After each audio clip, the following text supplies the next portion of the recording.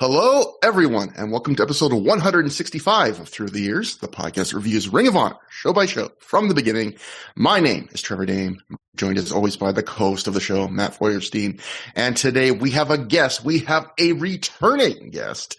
And our guest today is from you might know them if you're in the fan of the wrestling podcast, from the Q&T podcast, which Matt and I have both been guests on. You might know him if you like more of things that aren't wrestling, the Heat Death of the Universe podcast. He is known as the Juicy Timbit. It is Tim Buechner. Tim, how are you doing? Oh, fantastic. I forgot about that one. I'm also currently suffering for my craft doing the T1. It's become the annual G1 coverage that I do. I'll just shout that out. It's on the same feed as Q&TR, so anyone who's aware of that can check it out. But I just kind of wanted to do the G1 in podcast form that was like quick, so every episode's under 10 minutes. I tell you the matches that are just worth watching. I do not say anything. I give you like bare bones. And the problem with that is I started out doing it, the G1 was bad, and I was like, I'm going to do this because so many people talk for hours about bad wrestling and tell you, actually, you should watch all of it. And I'm just like, I'm going to talk for 10 minutes and tell you to only watch the things that are good and skip all the bullshit. And then magically this year is good. So somehow I've cursed myself into my idea. It made the G1 be better than it used to be. A real King Midas over here. Tim, do you have since we'll make it real quick, do you have a top 2 matches that you can share with our listeners right now that they need to watch, or or would you say you got to listen to the podcast? Oh, well, I just kind of went on the thing saying that I think the best match so far was Yuya Uemura versus Aaron Wolf. So I would say that that's on the list of you got to check that one out. Otherwise, let me try to quickly think what I would say would be the next one that was before that was the match of the show. It was probably something with Drilla, but it might have been something else. Sorry, this is terrible on the spot. I put you on the spot, and I feel terrible. No, absolutely, just remembered it. It was Yudo Ice versus Yota Tsuji. Yudo Ice, Yota Tsuji. They have a chop match basically, and it absolutely rules. Tim, if I want to watch just 30 seconds of the G1 this year, what 30 seconds? What if I'm really strapped for time? If you're really looking, you just need to get that 30 seconds of pure bliss. What you're going to want to do is you're going to want to be in paradise, and that means you're going to be watching Sonata, because I'm in paradise when I'm watching Sonata, and you're just going to want to watch his entrance, his giant 15-gallon sombrero that's adorned with gold. The first time he wears it, which is on the Chicago show in America, that's what you're going to want to watch. He is an attractive man, so I think that is a good recommendation. So something that was not as attractive was the show we are covering today, which is Chaos at the Cow Palace. Trevor, remember in the early days of the podcast, when we were covering, let's say 2002, 2003, 2004, 2005, and there were all kinds of wacky behind the scenes stories that we could talk about, and craziness going on in the world of indie wrestling.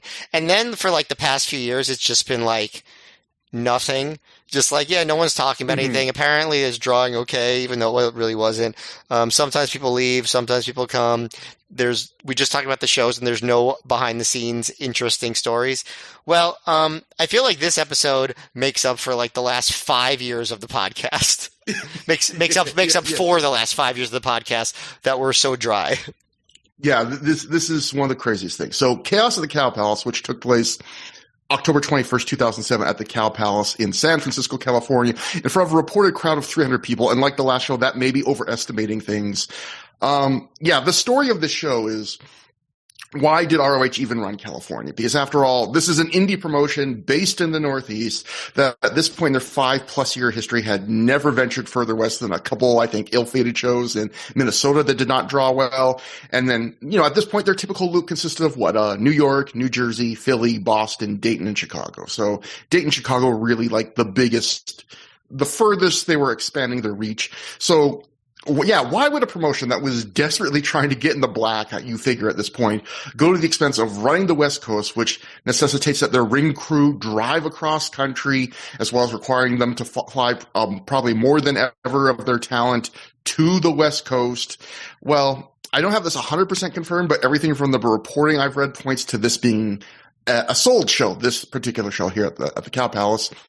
And so a sold show, for those who don't know, is where someone pays a promotion a flat fee to run a wrestling show. So, you're not worrying about selling the tickets. I guess you could say a modern example of sold shows are the WWE shows they run in Saudi Arabia, where, the promotion gets paid a massive pre-agreed amount of money, and they don't have to worry about how well the show does in terms of attendance or anything else. And, in theory, this is great for wrestling promotions because as long as budget your show properly, profit is guaranteed. You don't have to be the one worrying about selling tickets for once. That's the person who's paying you for the show's problem. And so you could see, in theory, why ROH would be like, okay, let's go to the added trouble expense of going all the way to California, because they probably got quoted a price to be like, this will guarantee profitability. And since we're already going out here for a Sunday show, how about if we can book another show that weekend, because we're always going to have the talent in the ring out there. And that is what led them to book the show we covered on the last episode, which was another ill-fated show, which Survival of the Fittest 2007 in Las Vegas, which probably did under 300 fans and was another one of the lowest drawing shows in ROH history. So that's one side of this. Who would buy an ROH show? And that would be a wrestling convention. It was a 3-day event called WrestleFanFest. And unfortunately for ROH, this convention became one of the greatest examples, I would say, in modern wrestling history of a promoter shit show. In The Observer, Meltzer called it the cluster of all clusters. In Figure 4 Weekly, Brian Alvarez called it the biggest disaster in the history of wrestling conventions. I believe on an honorable mention podcast, our friend Shane Hagedorn called it the wrestling equivalent to the Fire Festival. So yeah, this was extensively covered by all the wrestling media, and there are so many amazing stories. So I tried to do something slightly different for this episode. I took the reporting from 3 major sources: The Observer, Pat McNeil at the Pro Wrestling Torch, and Figure 4 Weekly. And I basically edited their coverage into an oral history of the weekend. So I took out parts that weren't needed, reordered it into essentially a chronological timeline for the most part. So we're going to be jumping between the 3 sources a lot, but I feel like this is the best way to tell the tale of the weekend. So I'll do a chunk that we'll trade off with Matt, so you get to hear both our sparkling voices. Tim, we told you before the show, any thoughts? Obviously, you can chime in whenever. Anyone can chime in whenever. We don't take call-ins, but any of the 3 of us. But, if you're listening at home, you just want to shout things, they're always encouraged. So we'll start. I always do when I'm listening at home. So when you're listening at home, you're invited. Just when you hear stuff, just shout it out and maybe DM it to Matt if you're extra annoyed. Yeah. What you would usually, you'd usually just be shouting like, shut the fuck up already to either one of us, right? That's pretty much the main comment. This is embarrassing to say, but I will say occasionally when I listen to a podcast, if I really get into things, sometimes I will pause the show and then start to imagine what I would what I would say if I was on the podcast at that point.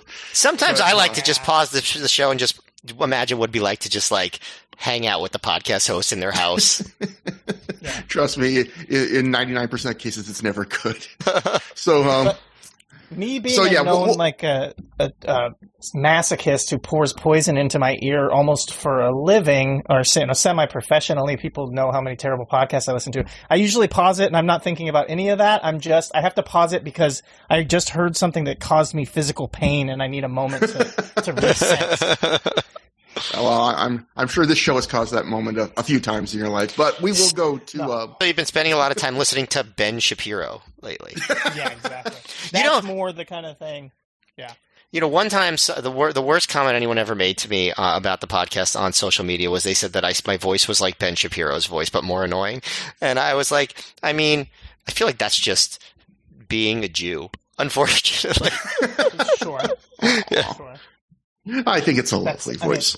It's not true, to be honest. Ben Shapiro is slightly more annoying than you. Okay, well, I'll take it. Auditorily, I should say. I'll take it. Yes. only in terms of voice. Yes. Yeah. So, let's go off. We'll start this all with I just love this because this isn't really part of the story. Well, it is, but I love putting it right up front because it just becomes funnier and funnier the rest of the stuff you read in this story. So we'll go to, this was from the PW Torch from weeks before this California double shot even began, or not, West Coast double shot even began. And the Torch writes, regarding ROH's upcoming events in Las Vegas and San Francisco, Gabe Sapolsky tells PW Torch he sees the events as an opportunity for ROH to create a new audience. Quote, it is always exciting to be able to expand and try to win over a new audience, he says. It can only help spread the ROH name and build our fan base. So, yeah, we're going to start this off with Pat McNeil, who's someone we don't usually quote on the show, but he did a column and I think a little bit of a follow-up, and he did a really good job on this. So I think his first excerpt I'm going to read here, he did a really good job of laying out what the promise of this convention was going to be and why people were actually excited for it and why it was such a big deal when it failed so spectacularly. So Pat McNeil at The Torch writes, back in August, when the promoters of WrestleFanFest started leaking the lineup information for last weekend's event, this looked like the biggest pro wrestling convention of the year. The 14,000-seat Cow Palace Arena was booked for the entire 3-day weekend. The convention was set to kick off on Friday with autograph sessions headlined by Lex Luger, Team 3D, and the Great Muta. There was going to be a major independent show on the first night featuring TNA talent and headlined by the Outsiders reuniting to fight Sid Vicious and a mystery partner. The second day was scheduled to feature autograph sessions for Bill Goldberg, Christian Cage, and the Outsiders, plus Roddy Piper performing his one-man show. Saturday night would feature a mixed martial arts event to be taped for DVD release. The third day of the convention was scheduled around a pro wrestling doubleheader, with the AWA affiliate running a show in the morning and Ring of Honor making its West Coast debut in the afternoon. Technically, Pat, that would have been 2 days earlier in Vegas, but still. Also, Stone Cold Steve Austin and Road Warrior Animal will be signing autographs, along with Crime Time, Vince Russo, and numerous others. For many fans, one of the best things about the convention was the location. The Cow Palace had been the home base of Roy Shire's big-time wrestling promotion throughout the 1960s, selling out regularly with headliners like Ray Stevens, Cowboy Bob Ellis, and Pat Patterson. Shire eventually joined the NWA and continued running the Cow Palace through the 1970s, although attendance was down when the promotion had to switch to a UHF station in San Francisco. After Shire folded his tent, there weren't as many major shows at the Palace, but in 1987, Curt Hennig captured the AWA title from Nick Bockwinkel at AWA Superclash 2. WCW ran the Palace in the 1990s as the venerable building hosted Super Bowl VII in 1997, headlined by Hollywood Hogan defeating Roddy Piper. And in February 2004, the Cow Palace was the site of WWE's No Way Out pay-per-view, where Eddie Guerrero captured the WWE strap from Brock Lesnar. So, yeah, this was by far, up to this point, by a metric ton, the biggest building ROH had ever been booked in. Irresponsibly booked in. I don't know why anyone expected that they could fill anything of this. But, they were getting major names, Goldberg and Steve Austin. And the Cow Palace, even though the building by this point had seen better days, this was, Lenny Leonard, I think, talks about during the commentary of the show, the Beatles, the Rolling Stones, and JFK all did things in this building. The San Jose Sharks NHL team, they started the franchise playing at the Cow Palace for a couple of seasons. I bet the Rolling Stones at JFK did things in that building. Wink, wink, wink. I'm so sorry. But JFK, that's RFK's uncle, and did he do anything important? Yeah, no, he played the Cow Palace. I don't know if it was an electric set, acoustic, but he definitely played the Cow Palace. Yeah. But yeah, there was so people were really excited for all this, and I'll say one more. I'll read the next thing, and then I'll trade off to you for a little bit. But so. Some more background about this. Brian Alvarez in the Figure 4 wrote, the people in charge of the convention were Jay Cohen, Chris Salisbury, and his wife Jasmine of Sports Promotions USA. The belief is that Cohen was the more diabolical of the two, and that the Salisburys may have simply gotten in over their heads. And then when things started to go downhill, they managed to dig the hole even deeper. It has since been alleged that Salisbury has used the aliases Chris Kramer, spelled with a C, and Chris Kramer, spelled with a K, in the past when perpetrating other scams. So I love that in the same two paragraphs, Brian says that Chris Salisbury was the less diabolical of the two, and then he says Chris Salisbury has committed other scams under different aliases in the past. So that's quite either like the cognitive dissonance, or maybe he really still is the least diabolical of the pair. Okay, so let me just say. Yeah, go ahead. Oh, sorry. No, go ahead, Tim. More subtle anti-Semitism here, assuming that the Cohen is the more shiesty of the two. I wasn't going to say it, but I might have thought similar. I don't know. But no, it is funny though, like, because they do say Cohen was the more diabolical, but like I read this article, I don't think he mentions Cohen again, really. Like he's talking much more about the Salisburys or the, and, or Kramers as apparently they also go by. Yeah. And yeah, it's like these innocent guys that get in over their head, this innocent couple that gets in over their heads, but they also perpetrate other scams under different names. That's pretty ridiculous. I will say this. Okay. Brian Alvarez wrote a very entertaining piece on this event. I don't know that he is the most, tightly sourced reporter in the world. And a lot of the way he wrote it did come across as like, I heard this from random people, Yeah. Which in a way is good to split it up among three people. Yeah, for sure.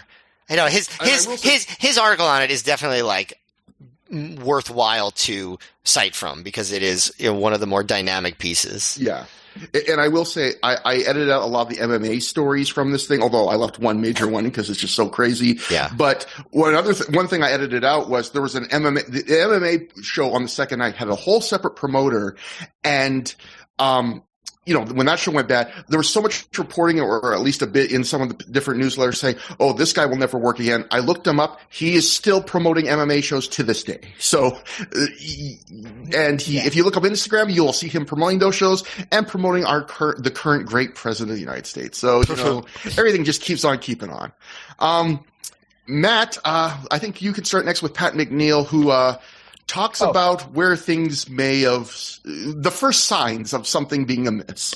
Yeah, the first before we move on, I apologize, but just because it feels it makes sense when you're talking about like the magnificent kind of grandeur of the Cow Palace itself. Once again, through the years, somehow creating cultural relevancy. There's a bunch of drama about the Cow Palace happening literally as we speak, with private equity firms trying to basically purchase it or take over parts of the Cow Palace to turn it into a data center and a helicopter pad. Oh my God. So Cow Palace is in the news, and of course you guys are talking about it here on through the years at the same time. The Cow Palace where the cows are made of artificial intelligence?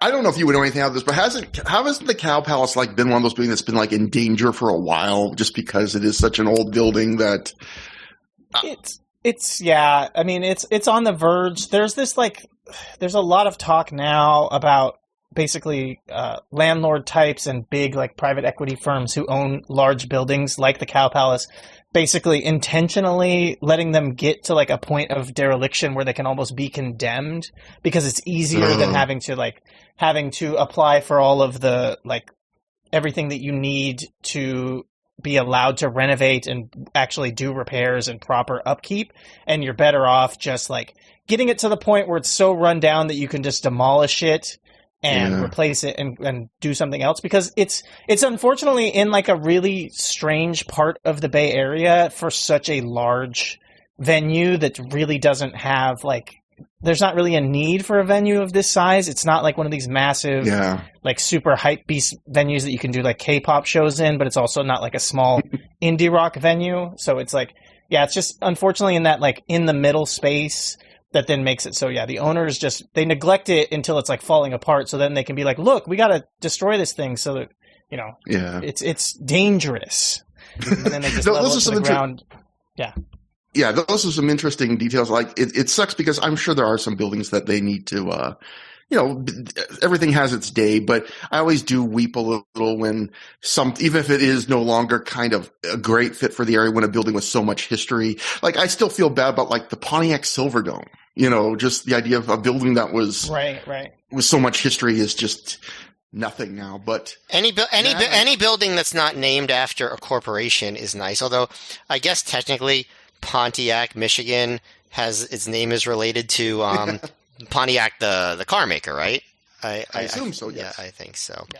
Yeah. Anyway, Pat McNeil said that the first signs of trouble started in the weeks before the event. A number of wrestlers advertised for the weekend did not receive the money and or plane tickets they were promised and had not heard from promoter Chris Salisbury or anyone from his company, Sports Promotions USA. Jim Neidhart canceled after not receiving his advance. Dan Severn, who had been scheduled for an autograph signing, bailed out after not receiving a plane ticket and finding out he had been advertised for the pro wrestling show without his consent. The folks over at Big Vision Entertainment, who were hired to film the Friday and Saturday shows for weekend release, had the entire Malice at the Palace Friday wrestling card dumped in their laps when Salisbury admitted that he needed someone to book the show for him. So, those were the first, it sounded like the first, second, third, and fourth signs of trouble, actually, based on what I just read. Yeah, and I will say for people that want even more detail, because we're going to go into some fair detail about this, which in a way, this is the right show to do this, because I'm going to tell you right now, the wrestling show we're covering tonight, not a long show. It's one of the shortest shows in ROH history. Not a ton to talk about. But I will also say, if you want to hear more than what we end up talking about this, Keith Lipinski of at the time, working with Big Vision Entertainment, he did an episode of Between the Sheets, former guest David Bixenspan's podcast with Chris Zellner, and he talked extensively about his experiences firsthand being in the middle of this colossal shitstorm and having to put together this card just foisted on them at the last second. So yeah, next up, I wonder. If Jim Neidhart had pulled out before or after the now legendary, due to its rendition by one Matt Feuerstein before Dave Prazak did his reference to Jim Neidhart during the Delirious match on the previous show. I wonder if Neidhart had already pulled before or after that happened. What did Prazak know? It's an interesting point. So, Brian Alvarez would follow up with even more. He wrote several stars, including Scott Hall, Kevin Nash, Sid, Vampiro, Rey Mysterio Sr., Missy Hyatt, Dan Severn, and Mike Quackenbush and the Chikara guys all pulled out well in advance. Vampiro and Mysterio had pulled out weeks in advance and were continually advertised. Sid talked to Hall and Nash and found out they were making what they were making and refused to come unless he was paid the same. Hall and Nash both allegedly wanted $3,000 more apiece. They were told it would cost $2,000 to FedEx them the extra money, which I love. Brian at this point writes in his thing, just in parentheses, 3 question marks. Hall, of course, noted that it shouldn't cost more than $200 to mail that. All 3 ultimately pulled out. Severn was one of many who gave up in the week before the show due to the inability to communicate with the promoters.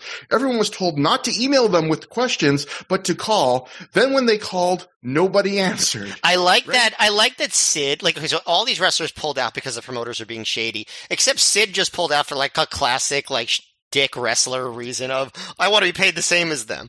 Which he would have done that on a well-run convention.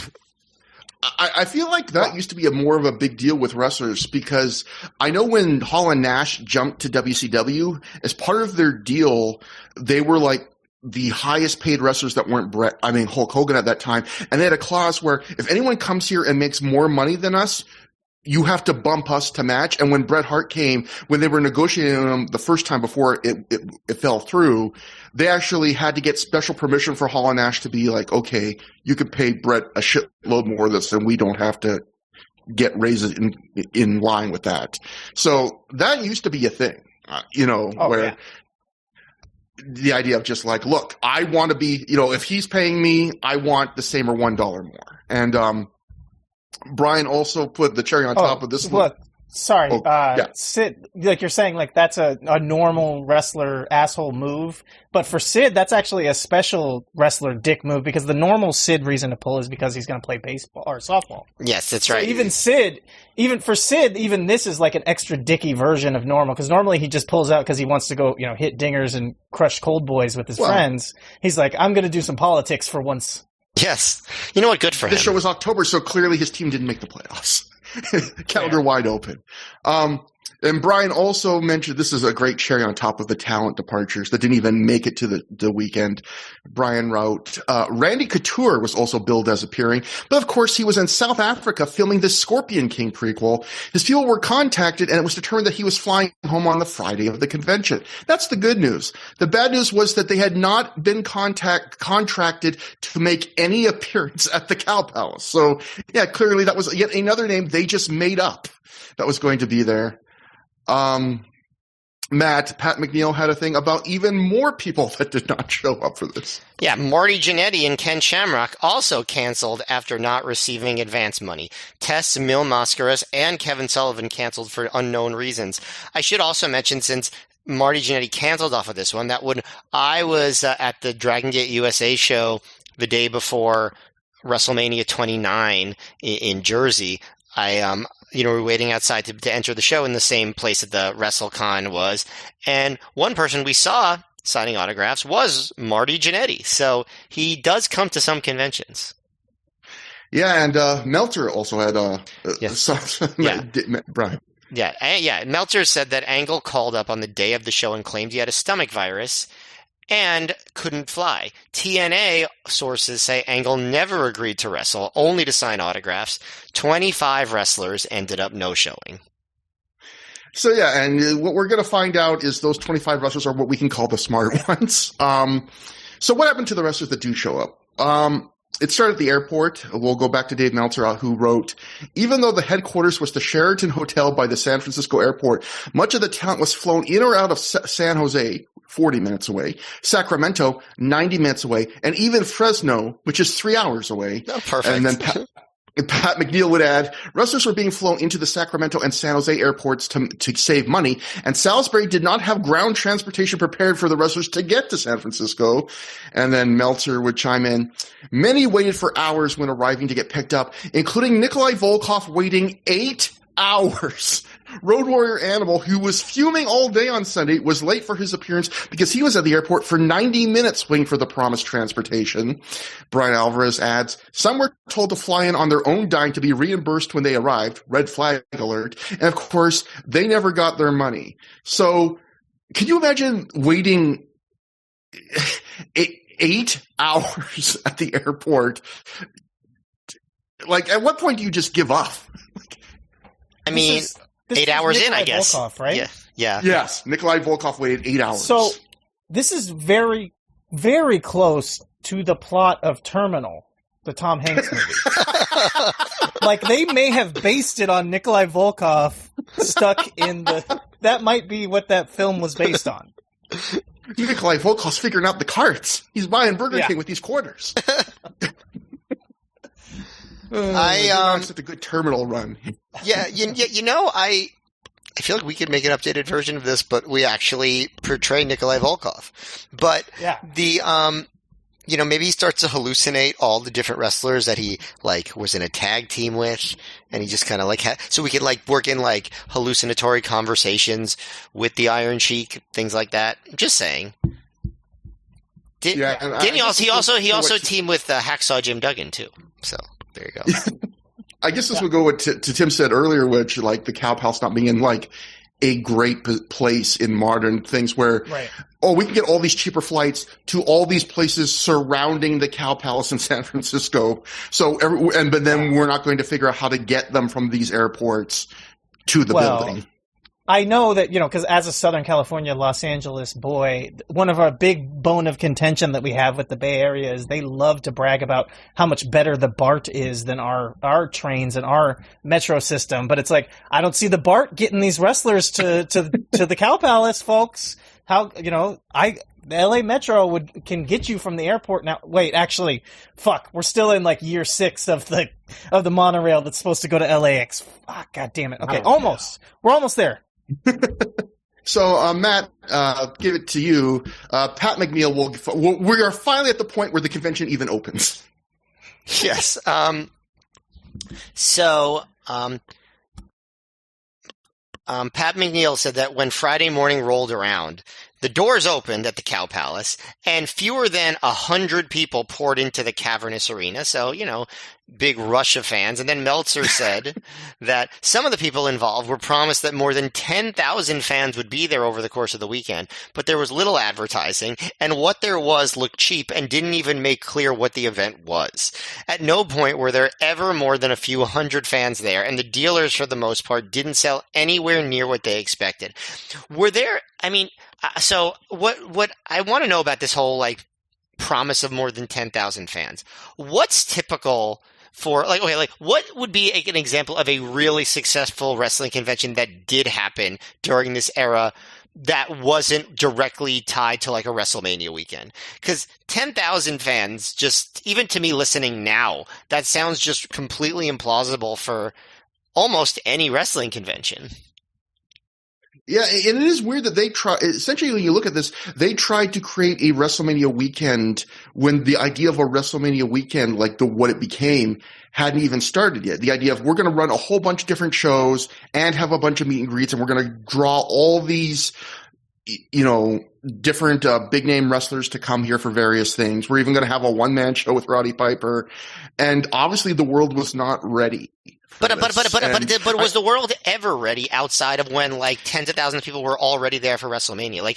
How many people went to StarCast, for example?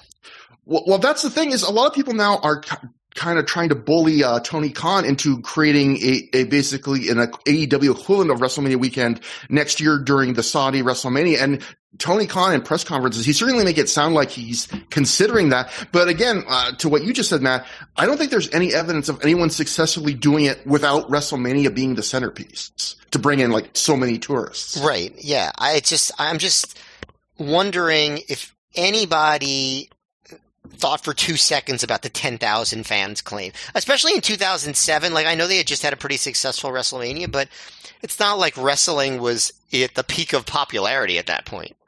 Yeah, but could you imagine 10,000? They're promising we're going to get 10,000 fans here, and you open the doors and it's 100 people. Sounds like it's honestly it does seem ridiculous. But on the other hand, I don't know. I'm just trying to put myself in the mindset of 2007. And if somebody asked me how many people would an event like this draw in San Francisco when it's not attached to a bigger wrestling card, I feel like even back then I would have been I don't know, a couple thousand. I certainly, right? The 10,000 just seems really implausible. And you'd think that somebody would call that out and be like, no, I don't think so. Yeah. So, I was trying to think of something that kind of comes close to that, and I was thinking it, and it was kind of oh god, now I'm trying to remember, the Velvet Underground kind of thing. It's the ECW Cyber Slam, right? They may have only drawn a couple hundred fans, but every one of those fans in that crowd, for that big convention of internet fans in the 90s, each one of them started a podcast or a newsletter. So yeah, exactly. Well, I thought you were going to say that each one of them started their own convention. No, not even. They didn't even go that far. Yeah, but you did mention the Saudi WrestleMania thing again. I did when you were earlier, comparing that to what a sold show is. I think whoever comparing that makes sense, but it kind of misses the idea because the sold show is not meant to mean that you sold your soul. Exactly. And typically the people that do sold shows expect to make money. They're not doing it for sports washing reasons and we can take a massive loss. I'm sure the promoters here in I was going to say drug-fueled haze, but maybe just from just being very exuberant excited, thought that they were going to make some kind of money from this. But Pat McNeil would usually a sold show in a wrestling context, they're not saying, well, at least this is cheaper than Neom. So Pat McNeil would write, the convention organizers had promised that a shuttle bus would be running back and forth between the hotel and the Cow Palace every hour. However, that was not the case, and dozens of fans and wrestlers were upset at having to find alternate transportation to the convention. There were a number of wrestlers looking to receive their money from the promoters, but nobody from Sports Promotion USA arrived at the convention until the afternoon. This included promoter Chris Salisbury, who didn't arrive at the Cow Palace until late afternoon on Friday. No one from the convention was there to tell the wrestlers where to go or what to do. According According to one source, Team 3D sat for over an hour waiting for instructions on where to go for their autograph signing. Salisbury's wife, Jasmine, eventually showed up with cash and checks for some of the wrestlers. Matt, we can go to you because Pat McNeil will talk about how now we're getting to finally the first show of the weekend. Yeah, the attendance jumped to almost 300 by evening time. That's when the convention card took place. The crowd was estimated in the 200 to 250 range, an embarrassing number for the massive arena. And Brian Alvarez adds that Keith Lipinski of our site, he said at the time, because Keith did at that time create content for the Figure 4 website. Kevin Kleinrock. The Keith Show. Yes, of course. Kevin Kleinrock, Dave Marquez, and the guys at Big Vision Entertainment who were contracted to the film the entire weekend ended up putting the card together all afternoon. There were wrestlers coming up to them all day asking about the convention payment information, and Big Vision had to explain that they were just helping out with booking and had nothing to do with the rest of the convention, which I'm sure they were very desperate to explain to people because I wouldn't want to be associated with this in any way. Because, again, I think the contention was Big Vision was just contracted to film this thing, and they show up, and it's like, could you book and run this? And by the way, we're barely going to be around. And, So Pat McNeil wrote, the only match on the show that went off as originally advertised was the Steiners against Team 3D, and both teams asked to be on first so they could get back to the hotel. One former WWE wrestler apparently worked his undercard match while completely drunk. The best match on the show was Ultimo Dragon against Billy Kidman. By many accounts, the worst match was the Dream Team against Coco Beware and Steve Dr. Death Williams. The revised main event was Great Muta defeating Sandman and Steve Corino in a three-way dance, an unusual match by any standard, writes Pat McNeil. Brian Alvarez added, Chavo Guerrero Sr. tried to get into a fight with a fan afterwards. Nobody from Big Vision got paid a dime. And then Meltzer topped it off with, the three matches advertised in the San Francisco Chronicle the day of the show, Kurt Angle versus Abyss, Mil Mascaras versus Steve Williams, and Ultimo Dragon versus Great Muta, also all didn't take place. Mascaras wasn't there, and Muta versus Dragon was nixed by Japanese politics. So...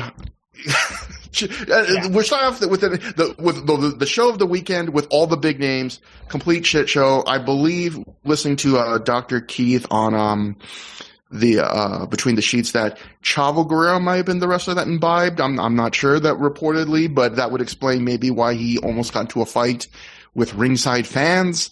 And then to make matters even worse, Friday night was also the day that Lex Luger suffered the medical episode that to this day has left him with severe challenges to his mobility.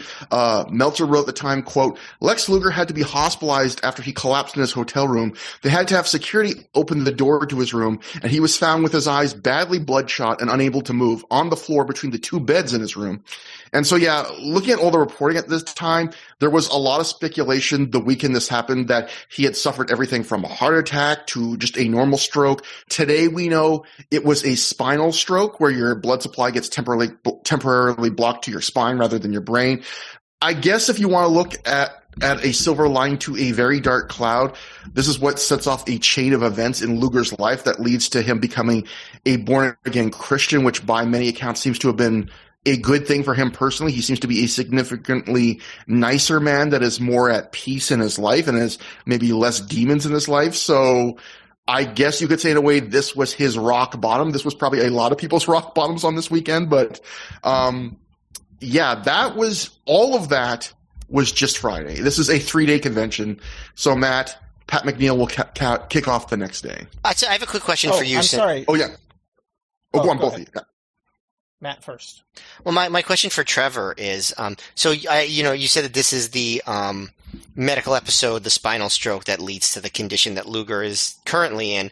And I was wondering, in your research, did you find out when that was known by Luger and the doctors? Because, the way the reporting on this night was given is that they thought it was a stroke or a heart attack, but it wasn't, and then it might have just been like some sort of nerve impingement or something in the spine. So was that just information that wasn't public, or were more tests like being done and Luger didn't find out about this spinal stroke until a while later? I'm not sure, but something I edited out, because there's so much stuff here that I edited out, was, I forget if it was like a representative of the convention or of Luger said, when he was in the hospital, he's completely fine, nothing serious at all. So it's hard to tell from the coverage, because I think there's some evidence that maybe people around at the time were trying to obfuscate what exactly was going on until they absolutely had to, it sounds like. But I imagine there was probably also a period of them figuring out what this was, because obviously some of what happened to him could be confused with regular stroke or things like that. But yeah. Tim, what were you going to say? Protect the business, protect the boys. That's how they always say, right? So until you know what it is, you pretend, you kayfabe it and pretend like nothing happened. My question was a little bit of a follow-up, actually, on what Matt had to say. It was like, in your research about this, was there anything that showed that spinal stroke can be caused by getting stiffed for working a wrestling convention? I don't know. Listen, I'm not trying to say that the guys need more blame, because Cohen was obviously the chaser of the bunch. But when it comes down to it, could you say that they caused this? No, but it was crazy going back and looking at this, because obviously I knew that Luger had this problem, and I remembered this convention, but I forgot this happened as part of the convention. Like, things just kept going on, and there was a thought initially of like, maybe Lex Luger just suffered a serious stroke, and it just kept going on for 2 more days with more insanity, and wrestling goes on. So Matt, Pat McGill starts off. Tim. It's tough to be, you know what I mean? Like, you want to be just like outraged that the guys who put this together, God, they're fucking such assholes. But then when you find out that, like, some of the people who are getting screwed over are Team 3D and the Steiner brothers, and you're kind of like, it's not all bad. You got to take the good with the bad sometimes. Yeah, I mean, they're all 2007 pro wrestlers also, so you might get a few more of those moments. So Pat McGee, there's a quote later where go on, Matt. No, I was just going to read, so go ahead. I was just going to say, there's a quote later where Ted DiBiase is so depressed about this experience that he's saying he might never do another convention again. And I thought, yes, Ted DiBiase is very hurt about the idea of screwing people out of money. Matt. Ted DiBiase is very upset about Ted DiBiase getting screwed out of money. Exactly. Matt, Pat McNeil starts it off for day 2. Yeah, the next day, Saturday, did not get off to an auspicious start. A number of wrestlers who hadn't been paid camped out in the hotel lobby, refusing to leave for their autograph signing. And then Brian Alvarez adds that Mike Lano helped arrange a sit-down strike on Saturday morning so guys could try to get some cash. Of course, wrestlers don't know how to do that on their own. They've never been unionized, so Mike Lano had to show them how. Salisbury in his room repeatedly called downstairs saying that his wife had to drive 2 hours to the bank since they'd forgotten the money. They then called saying she was pulled over, then called saying she had gotten a flat tire, quote, etc. That's how Brian ended that sentence with etc. Yeah, well, Meltzer will show you more, because read the next quote. Yeah. First, the word was that his wife got a speeding ticket. Then she was stuck in traffic, causing Bubba Ray Dudley to ask if her last name is Heyman. Don't make the comment, Tim. Then they were told to go to Phil Flathers, the MMA promoter. And then Brian says Goldberg and Roddy Piper, who had been paid in full, joined the strike until the promoters threatened to sue Goldberg, saying he'd been paid and was contractually required to be at the autograph session. Piper had actually been given a check, and he refused to accept it. Another story claimed he accepted it, immediately tried to cash it, and it bounced, demanding to be paid in full in cash. They ended up stationing Scott Norton by Salisbury's door to make sure he didn't get out without paying everyone at least something. Goldberg eventually talked the guys into going and signing autographs, so at least the fans would get something for their money. Goldberg, what a fucking scab. I was going to say, you were talking before about, this is why wrestlers don't know how to unionize, and then Goldberg basically does in miniature, like, the story of wrestling unions, which is the big star's like, well, I'm making my bag, so it's crazy. We should do stuff. So shady. Salisbury was later alleged to have gone into the convention every half hour or so, surreptitiously grabbed photo money out of the cash boxes, while the wrestlers' backs were turned and walked out with it. Steve Williams and Scott Norton ended up stationed by the doors and grabbed him during one of the attempts, snagging $400 that he'd been trying to take with him. Scott ended up shaking him down and eventually getting paid everything he was owed. You know, while I'm reading all this, I just really want somebody anywhere to tell me, what did this Cohen guy do if he was the more shady one and all this stuff is being done by Salisbury? Reminder, Brian Alvarez says this is the better behaved guy, and there's no stories in this convention of him, but there's lots of Chris Salisbury. Yeah, it's crazy. He's stealing money from the wrestlers like autograph boxes, and people are having to run him down and basically probably almost cartoonishly, Scott Norton's basically having to turn him upside down and shake the money out of his pockets. I feel like Cohen must have been outside like robbing like needy people on the street after they had been given money by somebody walking by or something. Like what could he have been doing that was worse? I feel like someone should honestly contact them, because I know Dark Side of the Ring, which for some strange reason followed me on Twitter in the last month, that they've said, like, any stories for the next season, like, let us know. This, honestly, it is kind of a niche topic, but there are so many – you could easily do an hour on what happens in this. I mean – and there are stars involved. Yeah. So I will give a note. There are stars who were attached. They don't end up. Most of the stars don't show up. Yeah. So I will give one other note, which is there are conflicting reports on what Roddy Piper did.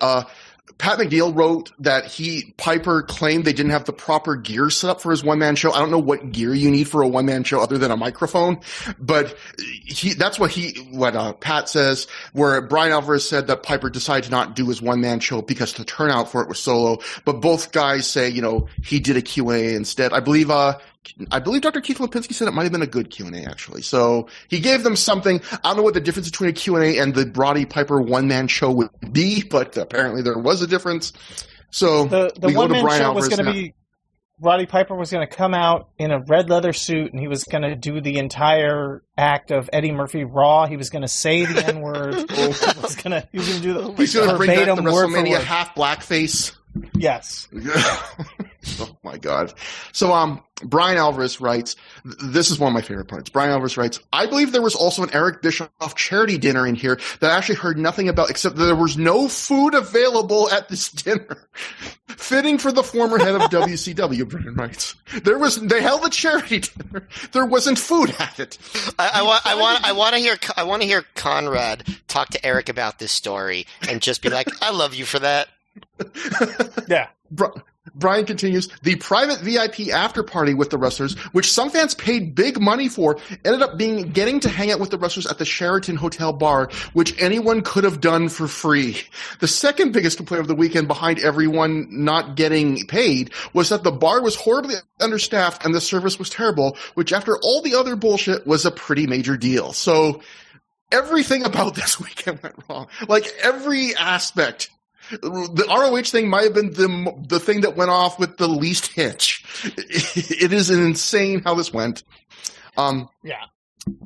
The ROH show drew comparable numbers to the show that they did the night previously, or with all the major stars. Vegas. That's a great point. Yeah, and just to, we'll get to it later, obviously, but delivered what they advertised. Maybe one of the rare times this weekend people got what they were sold.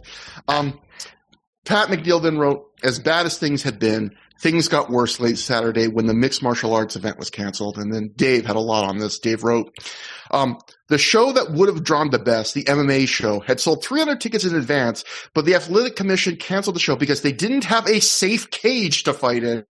The reason they didn't have the show is because the cage they had ordered wasn't set up in time to have a show, because the people who brought the cage insisted on being paid before setting it up, and promoter Phil Flathers still hadn't paid them at a point where if they did set up, it may not have been until 10 p.m. before the show would start. The Cow Palace management at that time said they didn't want the show running that late. Flathers said he had a backup cage, which was actually used for the convention for a display, but that cage was missing 10 of its 15 support beams and wouldn't have been safe. Flathers told the commission all the pieces were there, but the commission called the owner of the cage, who said many key pieces were in his garage. I want to note again, Phil Flathers still promoting MMA today. Matt, how about you go? How many MMA fights end up, needing the cage supports to be there? Right? Let's do this. Why are we hitting the sides? You shouldn't even need to be hitting the ropes, right? We're not doing high spots. I've old school. I've seen shoot power bombs in MMA. Has anyone ever done a shoot moonsault? Exactly. We don't need it. And also we could get the shoot, Brock Lesnar spear through the cage door. Or Bobby Lashley, I guess, to be slightly more woke. So next we have from Brian Alvarez. He wrote, the promoters also had put out almost no advertising. The show was taking place within 90 minutes of a gigantic Brazilian Jiu-Jitsu convention in Santa Cruz, and it was taking place at the same time as UFC 77. Fans of the convention were also asking them why there were skinny dudes in bodysuits all over.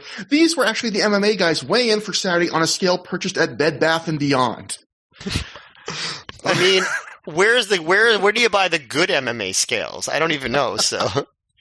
But I think this was also, I think I edited this out, that was also, I think, a last-minute scramble because they realized no one had a scale to weigh the fighters. Matt, Meltzer has a big part of the MMA story. Yes. Another major story from the weekend involved Don Fry, and there are as many different versions of the story as there are people who saw it. What is interesting is there are two basic versions, with everyone from the pro wrestling side having one version and several MMA fighters having a completely different version. So several of the wrestlers, including Scott Steiner, who must have been booked independent of TNA, were told that Flathers was going to pay them.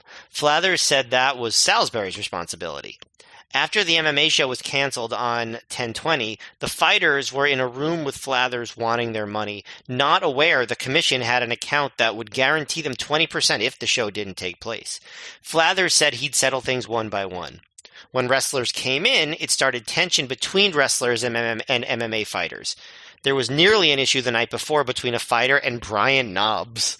Westbrook supposedly started saying things about the wrestlers, and Fry told him to be quiet and go outside.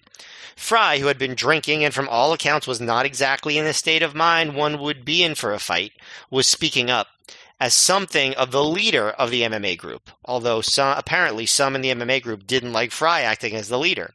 Leland Chapman, the son of Dog the Bounty Hunter, who was originally scheduled to fight on the MMA show, was demanding his money and not wanting to be in line. When they got outside, supposedly, Chapman was poking his finger at Fry, and his boxing coach, 51-year-old Sonny Westbrook, sucker punched Fry, busting his eye and knocking him down. Several eyewitnesses, all wrestling fans or people associated with wrestling, claimed Fry got up, single-legged Westbrook, and was pounding on him before it was broken up. Vince Lucero, an MMA fighter, and Ken Pavia, an MMA manager, disputed the story, claiming that Fry did get up, but was knocked down 3 more times, and there was no ground and pound involved, and claimed Westbrook didn't hit Fry with a sucker punch. Later in the evening, near an elevator at the hotel, Fry saw Chapman and Westbrook and went to talk with them. Once again, Fry either got sucker punched, quote, that's what wrestling people said, or got knocked out in a fair fight. That's what the MMA people said. But all accounts was he was knocked silly, and the force of the punch sent him into an entranceway near the elevator, which was left with a major dent. Scott Norton came to Fry's aid, and Westbrook and Chapman ran out of the hotel. Scott Norton, the MVP of this story. Yeah, I know. What a hero. Shaking down, getting the money. But, I edited up, there's a lot more MMA stuff. I edited out most of it, but I thought I left that in because it is such a crazy part of this. And it leads to this. Brian wrote in the Figure 4, the cops showed up again. Apparently they were called before, and said if they were called one more time, they were going to evacuate the entire hotel. It should be noted that this Sheraton was super fancy and also hosted 2 weddings that weekend. So you can imagine the lobby filled with folks from wedding receptions and mingling with a bunch of pro wrestlers. Apparently, at some point, they found Sonny, and he spent a night in jail for disturbing the peace. Don, who opted not to press charges, ended up back in the hotel bar after both incidents, drinking away and sporting a shiner. So that's day 2. We're doing one more to go. That's the situation ROH is walking into this weekend. Brian Alvarez again says, Sunday ended up being the best day of the 3. All the main promoters had long since disappeared. Many of the wrestlers stayed, though many also ended up going home, being driven to distant airports by Mike Lano and others the night before. I'll say Pat McNeil says Lano in some cases asked fans to give the wrestlers rides to the airport for their return flights. For those who don't know, Mike Lano is kind of an interesting figure in wrestling. He was for generations, a kind of a super fan that got involved with wrestlers a lot. He was also a dentist, and there are many crazy Mike Lano stories as there are leaves on a very lush tree. But Mike Lano was doing Lil Wayne shit in wrestling years before Lil Wayne and Kanye were passing out on laughing gas, basically. Yeah, so Mike Lano definitely inserted himself into the situation. I edited out a lot of that too, and made himself a supporting cast member of the story. But enough to be referenced right off the bat on the ROH DVD by the announcers. So worth mentioning.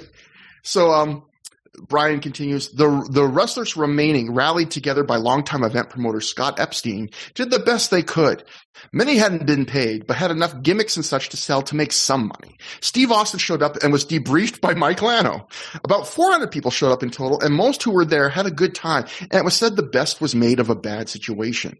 We're told legitimate security was pretty much non-existent until the 3rd day. A ton of checks bounced over the weekend, the key ones being those given to the 2 host hotels.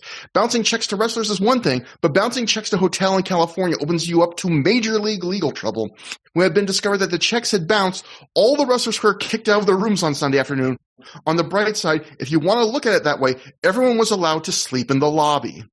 And then we're going to another one of my favorite quotes of this thing. Pat McNeil writes, Austin in particular received rave reviews as he spent time with all the individual autograph seekers. Actor David Faustino also made this. David, amidst all of this, Bud Bundy was booked for this convention. I love the fringe celebrities that they just throw in. The saddest thing I can say from this entire thing is I could not find out if David Faustino got paid or not. And that haunts me. They referenced David Faustino on the commentary. They were talking about Bud Bundy running around. And I was trying to remember, because there was a time when he was like showing up at indie wrestling shows. And I was trying to remember if this was around that time or if he just happened to be there. Yeah, I think there was a couple other low-level celebrities that were there, but yeah, we'll get to it. But the commentators spend a decent amount of the ROH show kind of shit-talking the weekend, which is something, you would never normally hear from them. But Pat McNeil continued, the AEW Independent show took place despite the fact that Ring of Honor had also been stiffed. The ROH show went on as scheduled. But then Meltzer would write, ROH, however, did get screwed on their guarantee, so lost major money running the show. And I'll note that weeks later in The Observer, Dave would add to this. He would say that this ROH West Coast swing was, quote, a financial disaster. The company didn't get any of the money due to them from the promoters. To make things even crazier, this show, of all shows, was the first ROH show Dave Meltzer ever attended live, which... What a one to pick, but I realized because he was living in the proximity in California. Yeah, so he actually only saw the start of the show, and we'll go, Matt, this is back to Dave Meltzer, who talks about his experience attending the start of Chaos at the Cow Palace. So San Francisco was just sad seeing 300 people in the Cow Palace, which is the largest arena ROH has ever played in, particularly if you were high in the building looking down. But the people were rabid. Sapolsky told me they can financially make it work if they can do 700 people both nights for a West Coast swing. There were training school rings set up guys who actually drove from Philadelphia to the West Coast for the weekend. The people who handle the production at WWE have to do similar things. Just my luck of timing that the same exact time, since they ran late afternoon, that I had a radio show to do was my first chance to see ROH live. I saw the first 4 matches. The weekend was the classic example of simply not enough fans. both the 1019 show in Las Vegas and the 1021 show at the Cow Palace in San Francisco drew about 300 fans. The crowds in both cities were hot for the product. But, like with TNA in Atlanta last week, there weren't enough of them. The Northeast has a contingent of grassroots fans that were weaned on ECW and old school wrestling and will support this kind of a high-end indie group. Here, it's really just been modern WWF/E for decades. Sunday at 4 p.m. during football season didn't help, but I remember the awesome King of the Indie show in Vallejo in 2001, which only did about 300 fans for each night. We have the same kind of fans here, just not in the same kind of numbers. And obviously this was after PWG had started, but I think probably before Meltzer had really experienced them, right? Yeah. And Tim, as someone that from California, Oh, yeah. Would you say that's changed, that perception that California doesn't have the same kind of hardcore base as the Northeast? Yes and no. I mean, the problem with Southern California is I think that like no one's ever going to think of us as like hardcore wrestling fans, right? Just because like we're never going to boo Santa Claus, famously like they do in the ECW arena. Yeah, it's more like hipster wrestling fans, right? Like that's kind of like the stereotype of the PWG fan. Yeah. I mean, going to what Dave wrote, Gabe was hoping that they could do 700 fans a night in the two shows they did in the West Coast. They didn't do 700 combined. So right. There wasn't enough of an audience. Yeah, at this time especially, I think it was probably pretty tough. And Vegas, like, you guys were talking about Vegas on the last episode, but like, neither of you have been there. Like, the idea of Vegas for someone who lives in Los Angeles is like, yeah, I've been there many times. That's like a weekend trip kind of place for like a Southern California dude.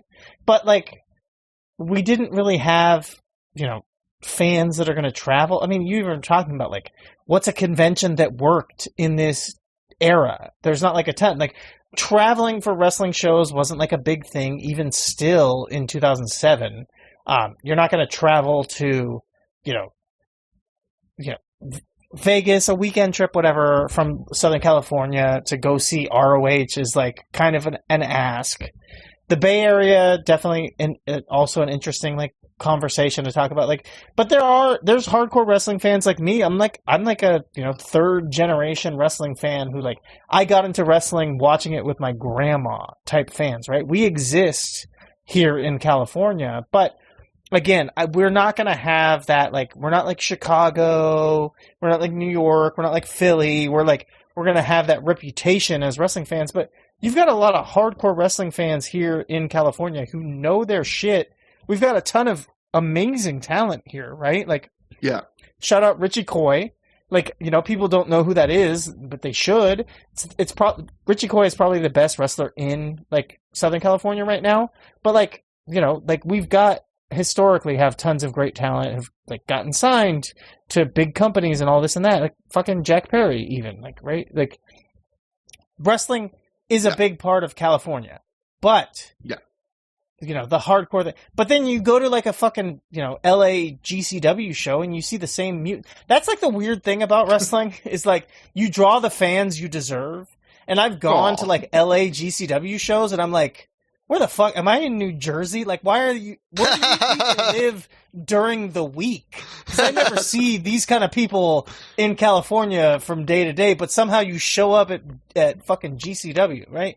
So we have scuzzy fans. It's not all hipster, cool celebrities. There are scuzzy indie fans in California, in LA, specifically as well. And we got Hood Slam, right? Like, LA. California kind of invented the like backyard wrestling as quote unquote pro wrestling thing. Like Hood Slam was, it was the same thing as like Kaiju Big Battle, where it's like it's art.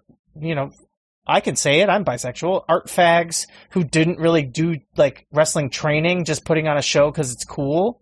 Like we were doing that in the Bay Area for like fucking 2 decades at this point. Yeah. So great in depth. Obviously, it worked out nice to have Tim here. But Matt, Brian Alvarez has some things to say about the composition of this ROH show. Actually, yeah, he actually says the show is about half hardcores and about half casual fans. It was over and done within 2 hours, very tightly booked, and run with no intermission. Show got good reviews. Dave Meltzer noted that in many ways it was an old school show, I guess because they were in the Cow Palace in San Francisco. And then Pat McNeil says that ROH was expecting to make a good amount of money for their San Francisco show at WrestleFanFest. The promotion took full advantage of the potential windfall by arranging another show that weekend in Las Vegas. As it turns out, the money from the WrestleFanFest show didn't materialize, and the Vegas event only drew a few hundred fans. Ring of Honor lost money on the venture. It wasn't a fatal blow for the company, which decided to make up the shortfall with a double shot in Manhattan on December 29th and 30th. I guess it's nice that back then that ROH could be like, oh, we'll make up the money. We'll just add 2 more shows in Manhattan because shows they were doing well there. Yeah. Yeah, I will say that second show is what breaks the ROH, I believe, New York shutout streak that they were so proud of and kept triumphing. So in a way, you could say this whole debacle broke the shutout streak because they felt like they needed to add an extra New York show to make up for what they lost here. But it probably still made more money than doing a sold-out show somewhere else. Yeah. So Dave Meltzer wrote, well, the top people at the convention, such as Bill Goldberg, who got $30,000 for a one-day appearance, and Steve Austin, who likely received similar money, were paid in full before coming, and all TNA talent was paid. Probably 65% of the talent wasn't paid at all. Promoters claimed that they would refund the vendors the rent for their tables, but once again, most weren't expecting that it would happen. Most of the wrestlers who came were miserable about the experience. We did get reports some checks that had bounced last week cleared on October 29th. Burlingame police had evidence of 5 different checks that had bounced with 5 different home addresses for promoter Chris Salisbury on them. Again, the less sketchy guy that has the 5 different home addresses. Dave continues, none of the higher priced talent paid via check had been able to get the money for them. Pat McNeil would add, a number of potential creditors are seeking out Chris Salisbury and Sports Promotions USA to cover their costs and to make good on their bounce checks. Gladiator Energy Drink, the main sponsor of the convention, will be going after Salisbury and friends to recover the over $300,000 they invested in WrestleFanFest. A few dozen fans who paid $500 for a weekend pass to a convention that featured blatant false advertising and unfulfilled promises are looking for refunds. And dozens of wrestlers, including well-known talent such as Nick Bockwinkel and Ultimo Dragon, are going to be hunting down the organizers. I don't know who I feel worse for, the one sponsor that paid $300,000 for this, or the few fans that paid $500 for the VIP passes. Like, holy shit. Brian Alvarez adds, Salisbury had contacted a number of people in the months leading up to the show asking if they were willing to invest $50,000. He got one sponsor, an energy drink maker, to put up several $100,000.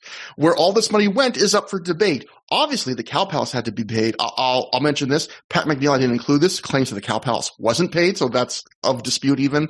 But Brian continues, but the promoters took out almost no advertising until about a week before the show. The hotels received nothing, and many of the wrestlers received nothing. Some were told to fly in on their own dime to begin reimbursed when they arrived. Red flag alert. And of course, they never got their money.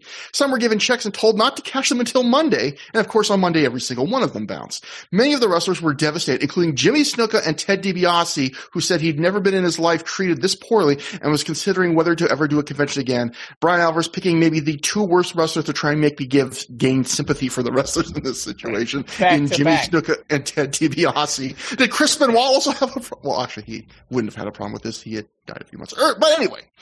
No, he also wouldn't have had a problem with it because he did it for the love of the game. Exactly. Brian continues, I feel bad for everyone who got fucked, but I personally knew months back that this was almost certainly going to be a disaster, and that was merely from talking to a handful of people who were booked for the show, but hadn't been able to get a single straight answer about anything from the promoter. The old saying is that if it looks too good to be true, it probably is. In the world of pro wrestling and conventions, if you see a red flag, or in this case, a number of red flags, it's probably best to not take your chances. If a guy offers you a spot and he has a long track record of promoting events, and you talk to some guys that have done work for him before, and you're given a positive report, sure, go for it. But when you hear of a first-time promoter that's trying to book a giant event at a place like the Cow Palace, he asks you to fly yourself in on your own dime, and then you have great difficulty getting hold of him, and note that the links on his website don't work, and all rumblings in advance and signs point to it being a gigantic flop, it should be common sense to bow out early and cut your loss. And that is the story of the WrestleFanFest. So, I think we should be able to get through the show in a timely fashion because there's not a ton to the show. We open with Nigel McGuinness sitting backstage. Oh, Tim, do you have anything to say? No. Okay. No, you know what? It's not worth it. Okay. We open with Nigel McGuinness sitting backstage. He says his dream was always to become the ROH World Champion, but he never thought about what comes after. To become champion, you have to beat one person on one night, but afterwards, you have to beat everybody on every night to stay champion. Nigel says Samoa Joe will be forever synonymous with this title. For 21 months, Joe beat everyone who challenged him, and he will go down as one of, if not the most famous champion in ROH history.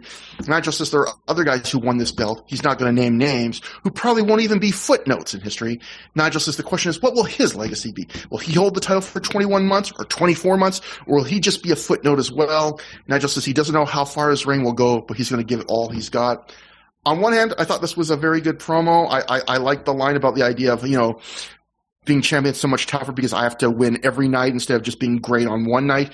On the other hand, I do not like this subtle, or not subtle, Xavier slander. How dare he? Yeah, I know. And also, it is interesting to hear this promo at the beginning of his reign, just knowing how the reign went. Like, he definitely is not going to be a footnote. But, it is true at the time. It was just a lot of questions about what would happen with this reign, especially given the way his body was holding up. The other thing is just that, I did think it was a good promo, but it still had some classic funny ROH production hiccups, just you could just hear people talking in the background to almost a distracting degree at different points. Yeah, just a complete shit show.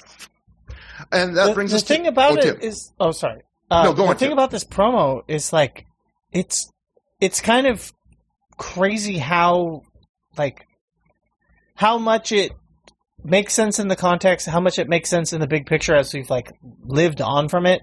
In the moment, the actual delivery, as you guys are kind of somewhat saying, there's the production hiccups, there's the whole thing, it's Nigel, it's this and that, and it's it almost, if you just watch it and you kind of divorce yourself from everything else, it's it's an okay indie wrestling promo from a guy who, I don't know, why does this guy take this shit so seriously? It's stupid. This is an indie company that's so tiny. But then you look at it, and in the history, in the pantheon of ROH champions, Nigel has the second longest run of anyone that you can legitimately consider a mainstream, 100% ROH, no fucking adulteration champions. And he's only behind Samoa Joe, the guy that he references as being a legend, a god amongst men. I'm sorry, Trevor, what did you have to say? I was just going to say, Matt said, it is a promo, and like you're saying, it is a promo that really plays better in hindsight because it is almost like a preview of everything. Right. And it's the idea that he's saying here on day, one, quote unquote, it's been however long it's been since he won the championship, but it's it's the day of his first defense of the championship. So it feels like the first day that he truly is the champion, right? That's kind of how it works. Yeah. With wrestling and titles in this. And he becomes, again, in the pantheon of champions, ROH champions, he's number 2 when it comes to longevity. Right? Mm-hmm. But it even makes sense what he's saying here, which is that he's not. He's not number 2. I just heard this recently listening to a podcast that's called Different Style Whites. It's very cool, and I highly recommend people check it out. But they said that, Inoki is a god, and Onita was a man trying to mimic Inoki, right? And it's that's what Nigel kind of feels like compared to Joe. Joe is a god, and Nigel was a man trying to mimic a god. And, his entire reign is snake bit from the jump. His first defense here, they're already talking about his separated, fucking torn in half bicep and his fucked up knee. And it's just I don't think of that as something that doesn't come in until the middle of his title reign. But it's his entire title reign is snake bit. But it is why someone in the Violent People Discord, shout out, asked, what's your favorite title reign? And I put Nigel, because I love Nigel as the American Onita, as the American man who's trying to pretend he's a god, because the way that his entire title reign is built around the fact that he shouldn't fucking be here, and he doesn't deserve this, and that's why this promo you watch it and you just watch it and it's fine. But in the context, it's phenomenal. It's amazing. It's like, it's legendary for the lore and the background and the build of what this promo actually like means long term. Yeah, you're way more poetic than we deserve. You made a meal out of that, and we typically eat snacks like that. Is the whole man pretending to be a god? That was it's an amazing. It's part of the fun of looking back at stuff like this. But you know what? I don't think anyone can make a meal out of is Chris Hero in our opening match defeating Human Tornado via submission in 12 minutes 56 seconds when he made him tap out to the Hangman's Clutch. Matt, this is the first Ring of Honor match Dave Meltzer ever gets to see live. Yeah, and since it's an actual arena, they actually have like an actual entryway. Obviously, like all the empty seats are hidden by the darkness, but they do have an entranceway, which is something. And so, you know, for this match, I kind of liked it. Like, you're right. Like, it wasn't a meal or anything, but I do think that Human Tornado meshed well with Hero's shtick, and I thought it was more fun than most of the undercard from the Friday night show. I thought it was a better display for Human Tornado about like what makes him an enjoyable character. Maybe not like in terms of like wrestling, but you know, Hero does a lot of stalling and throwing a tantrum, and Tornado kind of matches his silliness a little bit. He gets Hero to dance. He stomps, or he attacks a Hero on the floor, does a pounce, which was very funny to see someone of Human Tornado's size do a pounce to Chris Hero. But there were the one thing that I want to note, because I would say mostly this match, I just thought it was fun and silly, and I thought that it was just classic opener. But do you remember, Trevor, that on the very last show, I was like, whenever somebody calls out that they're going to do a move, they don't actually hit that move, right? And then Hero does it twice in this match, and he actually hits it. He yells double axe handle, and then hits a double axe handle, and then he yells Hero's welcome before hitting the Hero's welcome. And he just like, it's like he traveled through time to prove me wrong, which you know, I find to be kind of an honor. But yeah, there's some other fun stuff. There's a spot where Hero yells, "Hit me in the balls," and the crowd chants, "You don't have balls." So, that's different. That's interesting. There's also this very odd standing flip thing where Hero lands on his butt and then gets attacked by Tornado, who hits almost like a back suplex where Hero lands on his face, which Prazak calls a, quote, high-impact maneuver, which is very funny coming from Dave Prazak to be channeling Vince McMahon's commentary like that. But and then he wins with the Hangman's Clutch. I don't think there's much to say about the match, but I found it to be somewhat entertaining, and I thought the crowd was into it, so I don't have negative feelings about it, which I guess is the best I could say. I don't have negative feelings about it. So, Tim, what'd you think? Yeah, the that flip onto his butt spot was like an interesting. It was cute in the moment. Hero was selling a corner chop by coming out of the corner and flipping into a bump on his butt, like seated. So yeah, that was like a funny thing that I noticed or whatever in the match. But yeah, like I get what you're saying. It's interesting to look at this in the context, because we're like a few months away from kind of the historic, famous Chris Hero Human Tornado feud in PWG that happens with like roles reversed. And it's like, it's one of those things where it's like, the wokes aren't going to like this one. Hopefully, you know, all of these woke, you know, modern indie wrestling fans don't find out about what that storyline was all about. But if those people did find out about my proud long-term MUFO Human Tornado and his politics over the past couple decades that he posts on Twitter, they might not be huge fans. Because the Human Tornado he's an interesting guy, we'll just say. That said, yeah, like it's funny to see these guys here in ROH and know that like they have a big history coming up later after this, where they have like much better matches. That said, like this is not bad, but it's like it's a fun opener. It also plays into like a theme on the night when you kind of referenced it. I think it might have been Alvarez saying it, but like that it's like an old school kind of wrestling show. Maybe it's because they're in the Cow Palace, but I was thinking about it like because I did re-listen to the episode that you guys just previously did for Survival of the Fittest, and then was kind of like putting myself back in it. But at this time period, there was a lot of acts that were kind of doing a tongue-in-cheek throwback kind of gimmick that was like kind of a thing at this time period.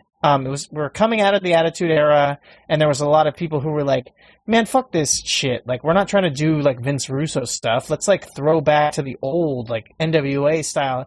And in retrospect, at the time, it was, like, a breath of fresh air. Looking at it now, because we've, like, had decades of kind of people trying to do this over and over again, it feels like outplayed and kind of old and tired. So, like, me, as someone who's not, like, in the ROH oeuvre like you guys are watching every show, I'm a little bit like, God, like, this is kind of annoying just seeing, like, it feels like the peak, you know, indie wrestling MJF, where he was just like, it was so obnoxious. It was like, dude, we get it. You're, like, trying to be Roddy Piper. Like, fucking get over it and, like move on. I'm bored of, like, seeing another guy who's trying to be an old school wrestler.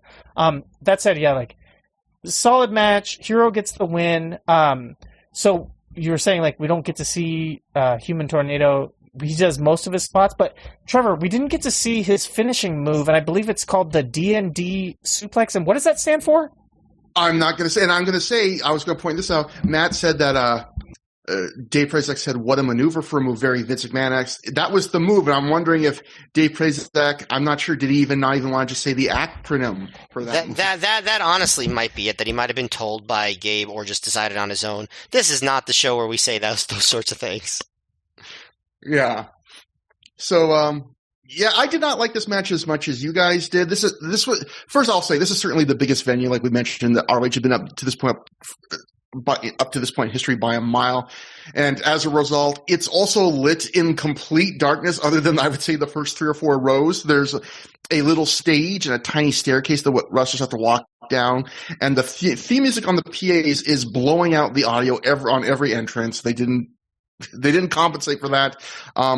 And like Tim said, yeah, Hero and Tornado would have an extensive history in PWG. Hero would go on to win the PWG world title from Tornado in 2008, the next year. So I felt like it's a bummer when you watch a match and the crowd is having a great time and you aren't. And that's kind of what I felt like watching this match, where this is the same Hero act we've seen for months, the time-killing opening minutes, the flips, the kicking the barricade in frustration and selling his foot, getting at Bobby Cruz to announce something mid-match where he has announced, Chris is awesome, clap, clap, clap, clap. And the live crowd is eating it up. They really love Chris Hero. But for me, I've seen this all like a dozen times in rapid succession. I'm focusing more on the rest of the match, and I thought the rest of the match wasn't great. It's 2007 Chris Hero, as good as he is as being 2007 Chris Hero, I feel like is a horrible choice to use as an opponent for a guy who's trying to break into ROH, because Hero's act in this era is so suffocating that all the attention on the match goes to him. Tornado is a charismatic guy who is over with the local fans, but he does get some sequences to show you what he can do some of his offense, like the split stuff and things like that. But he still, overall, I feel, is playing a distant second fiddle to Hero here. I felt like this didn't coalesce into a match. The parts where Hero was doing his usual act and the parts where Tornado got on offense almost felt like horse trading, just like, here's some time for me to try and appease the fans. Here's some time for you to make an impression. It didn't kind of gel together. It was like 2 auditions for the crowd's affection that took turns. And I guess you could say that's what a lot of wrestling matches are, but they shouldn't feel so nakedly and obviously like that. But I felt like the work wasn't special either. It ranged from solid to ugly. Tornado has some energy, but he's a lanky dude with a lot of kick-based offense that doesn't always look great. Sometimes it feels almost like his legs are too long for certain spots that he's trying to do. There's a spot in this match where, yeah, Hero has his throat over the second rope. Tornado tries to do a flying stomp on his head. He kind of does, but he falls to the floor, and what I guess is a botch just lays there for a long time, has to be checked on by the ref. Overall, I thought this was a flat average. Hero does his usual act in his usual way. You see flashes of what Tornado can bring. But overall, this is a match I feel like Hero could have had with anybody, and he had with a lot of people recently. I did like Sweeney criticizing Tornado at ringside, going, he don't got no honor. Look at those knee pads and those shoes. Like, look at those knee pads. I think they were under his pants. And yeah, the commentary starts really announcing that this was not a good time for everyone. On commentary, they acknowledged that the wrestling convention was a miserable disaster is what they use. And they made clear ROH had nothing to do with that. Prasek even says, Dr. Mike Lano is on a mission to get people thrown in jail, which I believe was true. But, yes. So, Dave wrote me. Oh, go on. One thing that crossed my mind and I forgot to mention because you were talking about Human Tornado and his weird body and how it doesn't make sense. One thing that I think people don't know, and this is something I've only learned from, again, being unfortunately friendly with Human Tornado over the years. Because, listen, don't cancel me. He's not my buddy. I don't endorse the stuff he says. Human Tornado, before he even started wrestling, had like a massive, insane back injury that basically made it so he like was at a point where he couldn't walk. And that's why he like retired as early as he did, and has mobility issues now. So every like Human Tornado thing that you see is like kind of a miracle at the fact that the dude can even move, which is kind of crazy for like his build and everything about him. Like the charisma that he had and the career that he had is just like it's kind of like it's unique. Yeah, well, now I feel bad. Thanks a lot, you shouldn't Jim. feel bad. But Meltzer wrote, based on his live viewing of this, Hero and Sweeney were a great act in the opener. Sweeney should be in a major company as a manager. Hero mostly did comedy, but that's cool for an opener. And then he also added that ROH reported that Human Tornado was impressive enough on the West Coast swing that he'll be appearing more frequently starting on November 30th in Dayton.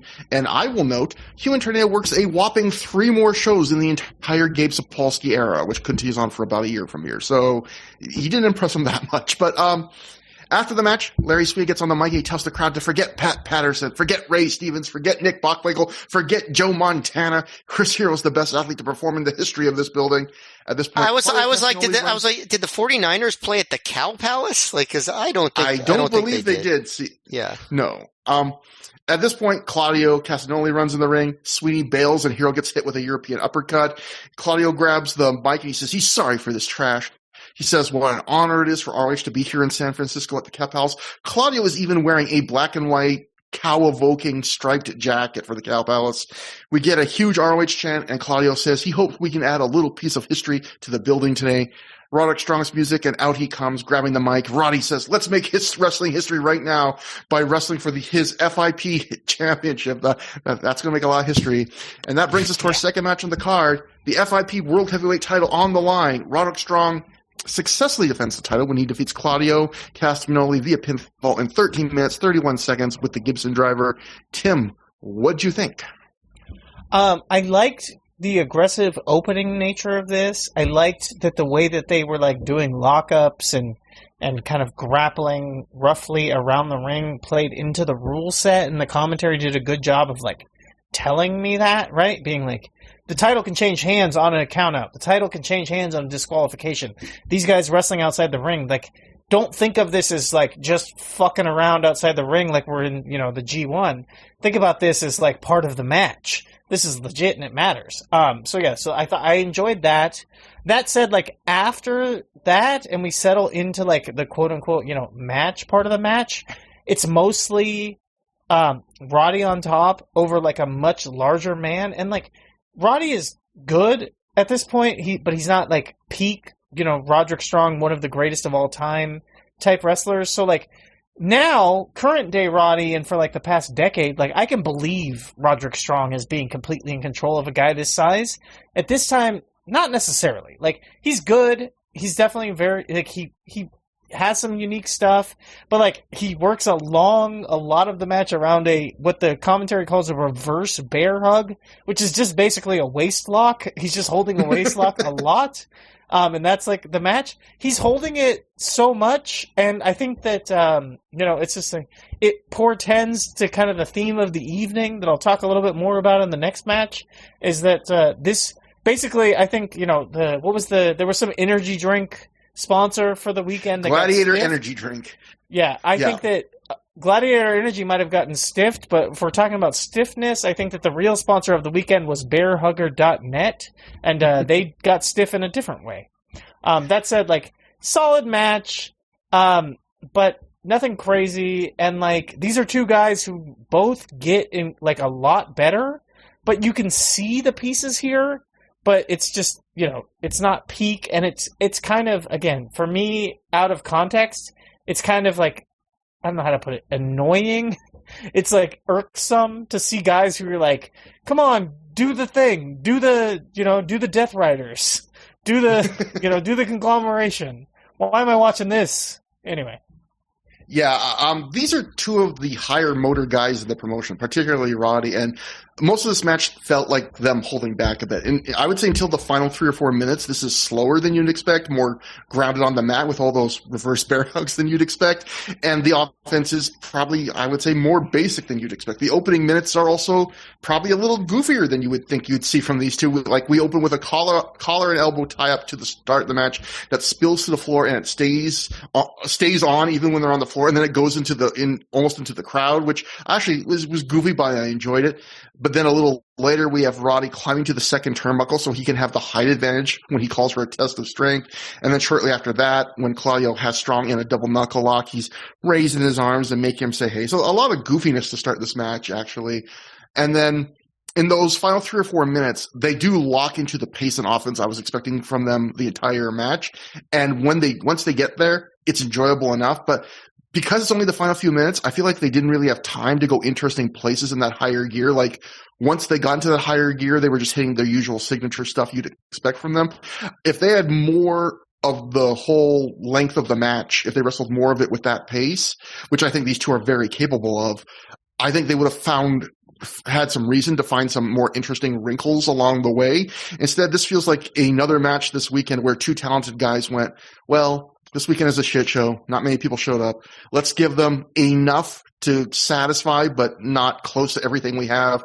I would say it's about as pulled back a match as 2007 Roddy and Claudio could have against each other, which is still not bad, but it is noticeable. And then they flick the switch for the final few minutes. So overall, to me, it's above average, but I would even say it's good, which is a disappointment for me because these two, I think, are capable of a lot more against each other. Matt, how about you? I agree with Tim about that. My favorite part was the lockup at the beginning. It was just a novel way to start the match, and it added some intensity. But then, like you said, Trevor, they just immediately dialed down the intensity. So there was a lot of inconsistency with what the match was trying to be. At times it seemed like they were playing around. Other times it seemed like they wanted a dramatic title match. I thought the ending was pretty abrupt, with Claudio not even really kicking out of anything to build to the finish. So I probably liked it slightly more than you, in the sense that, I would say it was a low good, because these two are just so competent, but they had no clear direction, so it was completely unmemorable. And yeah, they could do a lot better. I definitely did not expect all the stalling and playing for a Strong match, but it feels like sometimes in Ring of Honor in this era, when guys become heels, they feel like this is what they have to do, get kind of silly with the crowd and make themselves look as stupid as possible in every match in order to get the heat, because it feels like every heel does that to some degree. I don't think it was the right move for most of them. For some of them, sometimes it worked, but I don't think it was the only way to go. And it felt like during this brief period in ROH history, a lot of the heels made it seem like this was the only way to do it. Yeah. I think it plays into something I referenced earlier, which was there was a major throwback tangent to wrestling, indie wrestling in ROH too at this time, where if you're a heel, you have to show ass and be goofy and silly. But then you compare that to, early, or I guess late 2010s, early 2020s Roddy in PWG heel, and it's he was not showing ass. He was just being a absolute bastard. And it's you can see that difference in the general expectation. Yeah.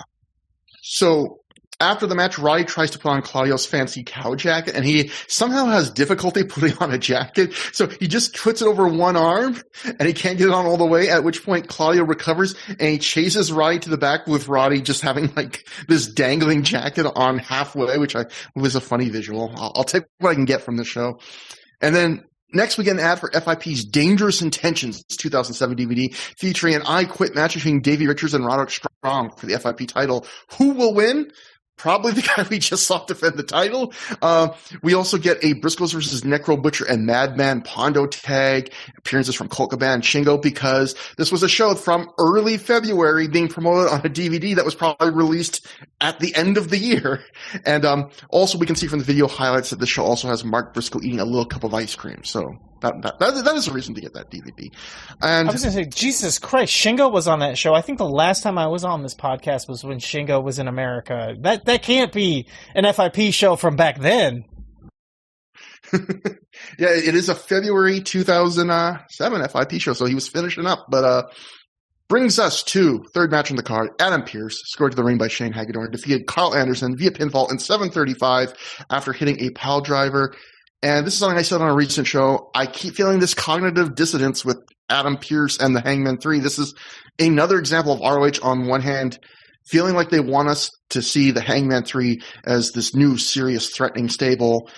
And, like they do a violent angle, such as Pearce stapling Delirious's mask to his face. That's a pretty heavy heat angle. And then they have Pearce cut these serious puppet master promos where he's almost corrupting BJ Whitmer. And then on the other hand, right after that, he still has matches like this where he plays a total, again, going, I guess, Tim, like you're saying, the theme of this, a lot of this card so far, total 80s, somewhat goofy heel who spends much of the match getting and then encouraging gay chants in San Francisco, of all places. I could not believe, like, these were the worst, most upsetting homophobic chants that we've seen in a while on this show. Like, it was so distracting. Yeah, it's crazy. Like that, how like almost like all the people that went to the show were like, finally a safe space in the Bay Area where we could be aggressively homophobic. Like that's how it felt, honestly. And by the way, side note, we were talking about how long ago February 2007 was. In Through the Years time, we were doing February 2007 reviews in like October, September of 2024. Just FYI. Okay. So it feels like 100 years ago because it was. Yes. Hey, we good work, not fast work. That's the Through the Years motto. But it's weird because it's never good to stereotype on either end of the spectrum. But sometimes in the darkness of the quiet corners of your heart, you hope that maybe a couple positive stereotypes can be true. And so, saying, this area is like a gay haven. No, like Matt said, it is some of the more like upsetting, just passionate anti-gay chants we've heard on a Ring of Honor show in quite a while. Pierce and Hagedorn hug, which gets a "he's a homo" chant. And Pierce then gets on the mic and says if he's called a homo one more time, he's leaving. And they chant it, and he teases leaving. And Prazak gets on commentary and says, not that there's anything wrong with that. So we were back in that era where, like, the transition between being more accepting, where it's like, you would feel bad about homophobia, but you would just do the Seinfeld line.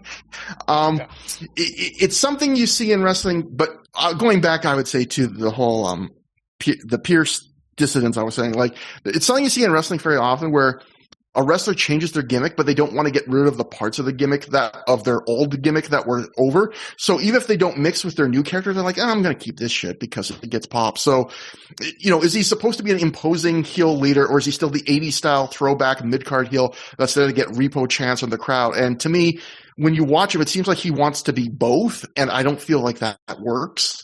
But this match is classic Pierce in that it's very 80s throwback, and when Adam is in control, it fit right in on an old episode of WWF Superstars. His mannerisms, the structure of the match, the offense. We get like a old style ass sleeper hold spot here, which I do not mind at all. Pierce is pretty good at that stuff. Like, even though I've seen this kind of match a million times before, he does a totally decent version of it. Like, the structure is sound. The spots are in the way I'd put it is like he puts the spots for this kind of match in the right places. But when Anderson's on offense, I don't think he really stands out apart from the very beginning where he gets a little bit of a hot start. Anderson, I do think he shows exactly what he showed the previous ROH event, what we just covered, which is he's fundamentally sound at this point in his career, and he likes to pretend to shoot a machine gun.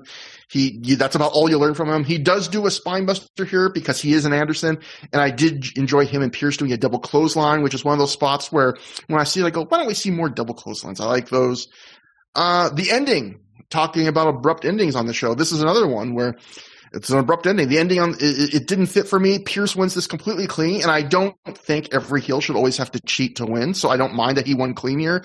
But if there was ever a guy for Pierce to get a clean win over, while it is Carl Anderson, I felt like the finish was out of nowhere, where Carl's on this run of offense and momentum, and it's building, and Pierce just kicks him in the stomach out of nowhere, hits a pile driver, boom, over. I felt like it was abrupt in a very unsatisfying way. There was no flow to it, but despite that, this is another match I think is just average. It's perfectly acceptable. In terms of serving masters, though, it didn't really hit any mark. It didn't make the show better. It wasn't a breakout or even a particularly memorable performance for Anderson, and it didn't really further establish who the hell Adam Pearce is at this point. But, maybe I'm grumpy. Matt, what'd you think? This is definitely a situation where you've thought more about this match than either of these wrestlers have ever thought about this match. It was, it was very basic. The homophobic chants bothered me a lot. But there were some things to like. I mean, Pierce is good at the silly stuff and getting the crowd to get on him. I mean, the way they got on him was very upsetting in this particular match, but he's good at getting that cheap heat. I also thought it was there was a funny moment when Pierce took Anderson down with the sleeper hold, which prompted Hagedorn to yell, "This is technical excellence," to the fans in the front row, which I never really think of a sleeper hold as technical excellence, but I guess that's why it's funny, right? Yeah. Also, when Pierce charges the corner and yells, "I've got you now!" But then Anderson moves. So, that little stuff gives you a little bit of joy, I guess. But I do think Anderson did look, I know you said he kind of looked the same as the night before. I think he got a chance to look slightly better here than he did the night before. The only memorable thing to me really about this match was the aggressive homophobia of the crowd. It's just, it was really a pretty throwaway undercard match overall. Tim, what did you think about some nice old school California wrestling? Yeah, this is kind of what we're this is what we're looking for here, folks. I mean, this is what we're all about. We want to especially the homophobic chants, right? The Cow Palace is famously the home of Pat Patterson, Ray Stevens, the kind of guys who love being called fags or whatever. I agree with Matt that it's really fucking offensive or whatever that the crowd is chanting that as derogatory as they are. But that said, I blame the crowd more than the wrestler, because it's once you're out there and you're doing your thing, you gotta kind of do your thing. You kind of gotta be a wrestler, and part of being a wrestler is just getting base human emotion to react. And Pierce is really good at that. So much so that for a moment I was like, the wrong GM is getting called out of retirement on modern WWE. Adam Pearce should be on TV wrestling Walter. And then I looked it up, and WWE already did the fucking storyline with Adam Pearce coming out of retirement to wrestle in 2021. So, yeah, it's not the wrong one did it. It's just that this company has only 5 ideas and they recycle them over and over again. But wasn't it like that? Weren't they building up for Pierce to wrestle Roman Reigns at the Royal Rumble, and then it didn't even happen? It didn't happen. Yeah. But he did wrestle. He had a couple of matches and they built up and this and that, but they never actually did the big payoff. And eventually, maybe they'll get there eventually, but probably, you want to say probably not. But again. He didn't get to call anybody a half-head, though, so... Yeah, that's true. But yeah, again, it's WWE, so they have, 5 ideas. They will get back there eventually. They're not going to forget about one of the few... Listen, if we're doing fucking the Shield chair a decade in, I think we can get back to Pierce and Roman at some point. That said, yeah, I thought Pierce was good Pierce was one of the best for the thing that I'm talking about that kind of ruins the show, which is so much of it is permeated with throwback style wrestling being the thing. And again, putting myself back in that time frame, it's like when people watch old wrestling, old 80s wrestling, when people watch All Japan, they're like, listen, it might not look like Will Ospreay doing 1,000 flips or whatever, but you have to understand that Jumbo Tsuruta was pretty sick. At the time, it was pretty cool to see a guy like that wrestle like that. You have to throw yourself back to 2007 and as burnt out on the throwback wrestling thing. And I just think Pierce was good here. That said, this was the number 2 match that was more, it was definitely we're hammering it in. We're like, we're appealing towards / possibly sponsored by bearhugger.net, because multiple times the camera angle when Pierce was grabbing like a sleeper hold, it felt like the camera angle was primarily focused on Carl Anderson's package. It was like we're looking at a man getting choked, and we're seeing, because some guys, it's called a wrestle rager, and some guys when they're getting grappled in a certain way, they can't help but get tumescent. And it felt like we were checking. We were doing a bit of a heat check on one machine gun Carl Anderson here. Yeah, we were looking down the barrel of the gun right there. And exactly. You know what? You talking about, Pierce as a GM of... I looked it up just now. It is crazy that Adam Pierce has been an authority figure in WWE for like 6.5 years. That he's found that level of job security on such a peripheral role. Like, I never would have guessed that. But more power to him. Hats off. And after the match, the crowd continues to chant that Pierce is a homo until Delirious runs to the ring. He bites Shane Hagedorn in the face as Pierce bails to the floor. Hagedorn actually bleeds for this, and he cuts what I would say is a pretty darn good blade job, and Delirious continues to bite as the ref tries to break things up until Brent Albright runs in and starts to attack in the bell ring. But before we get to the match, I'll just say, listening to on an Honorable Mention podcast, Shane actually says that this was the first and only blade job of his life. Oh, wow. This is the first time, and this is the only time That's he ever insane. did. He was asked, could you get color for this? That's pretty crazy, of all the things, of all the moments. Yeah, it seems kind of crazy to ask someone that's never played for such a minor, thing. Like, you're in a show in front of barely anybody. It's basically a transition angle to get you to the next match. And they're like, can you, the guy who's never cut yourself before, cut yourself? And I'll say, I don't know how you would track this, but for first-time blade jobs, this got ranked pretty high in the pantheon, because it's a pretty good blade job for a guy that's never cut himself before. And get color in the Cow Palace. That's pretty cool, man. Like, he's the only guy, I believe, on the show who that. gets color. Shane. And that brings us to the next match that little segment led us to. Brent Albright defeated Delirious via pinfall in 8 minutes, 12 seconds after he hit a half Nelson suplex. Matt, another little shorty match. What'd you think?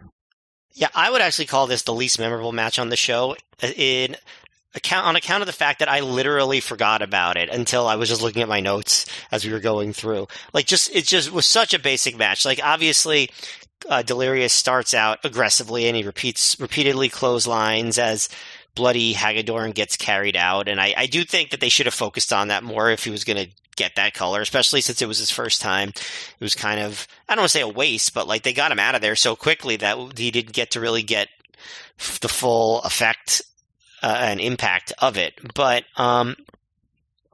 there was this, there's a spot where Albright does a delayed belly to back suplex, which you don't see too often. So I did enjoy that. And then the match slows down a pretty decent amount when Albright gets in control. There must have been some kind of botch, because Albright gets Delirious up and it looks like he's going to swing him around. And then we get a long shot of Pierce on the floor and we never see how the move ended. Do you feel like it's safe to assume that that's a botch when you don't get to see how a move ended? I have that in my notes because remember, ROH did every show in post-production, so there's no excuse to miss a spot when you have at least 2 cameras filming. And so, anytime you see something like that, I immediately assume botch, because otherwise they would have had at least one of those 2 cameras catch it. Yeah, exactly. When Delirious does come back, he bites Albright, but Albright does not blade, so it's just a bloodless bite.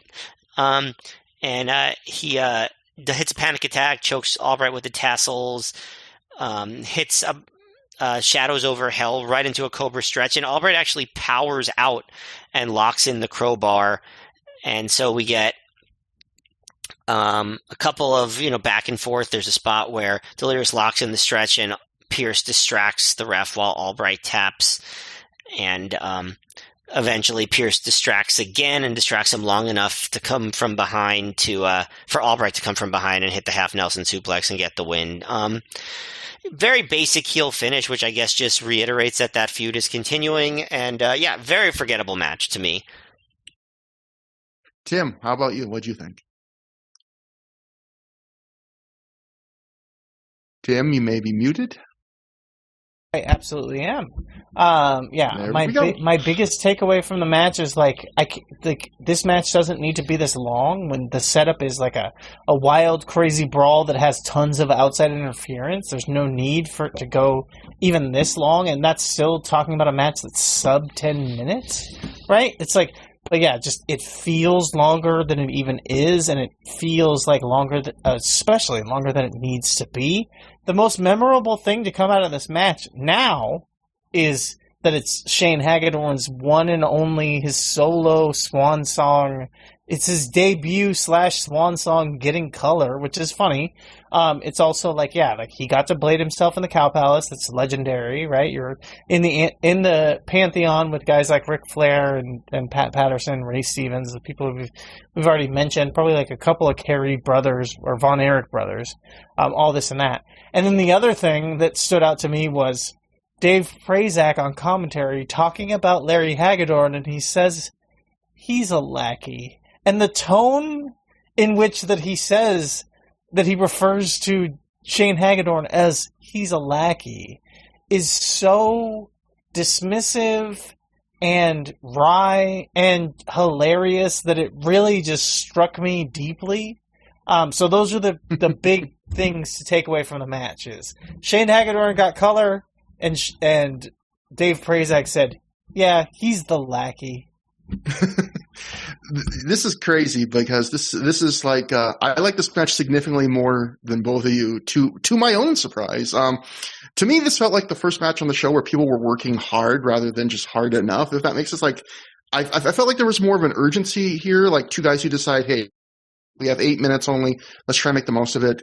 It's not a great match, but like the typical Albright mid-match lull isn't as pronounced here. And we even get what you said, Matt, that cool spot which I don't know if we've seen from him before in ROH, the delayed back suplex, which I thought was pretty cool actually.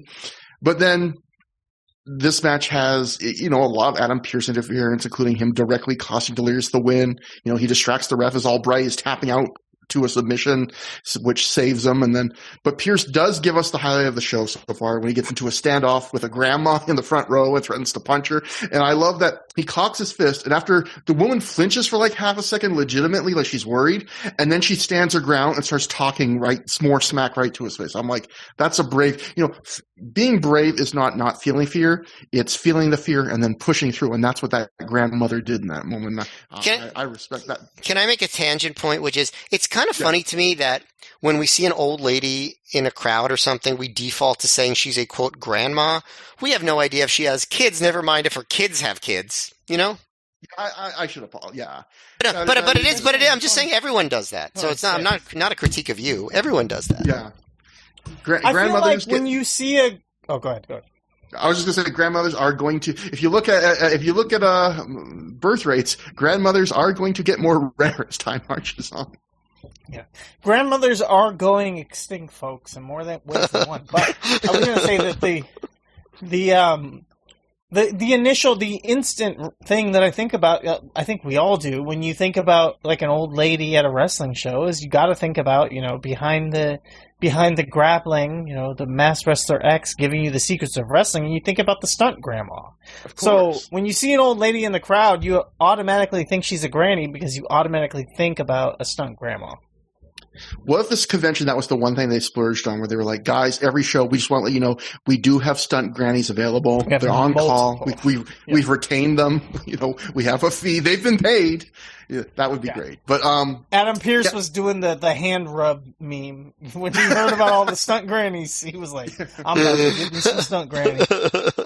But I would say this match, it doesn't reinvent the wheel. It's another match that you've seen before a lot of times, but Delirious' bold new change in the middle of this feud with the Hangman 3 is to start biting everybody. But I did like that he had a little blood spirit on his face the whole match from biting Hagedorn before. It's a cool visual. I thought this was slightly above average, and it says something that for me, where almost halfway into a show, an 8-minute Brent Albright match was the first one I felt like the people involved fully had their working boots on or strapped on. I don't know what you do with working boots. I don't work. I'm afraid of work. I scrounge cans. That's work.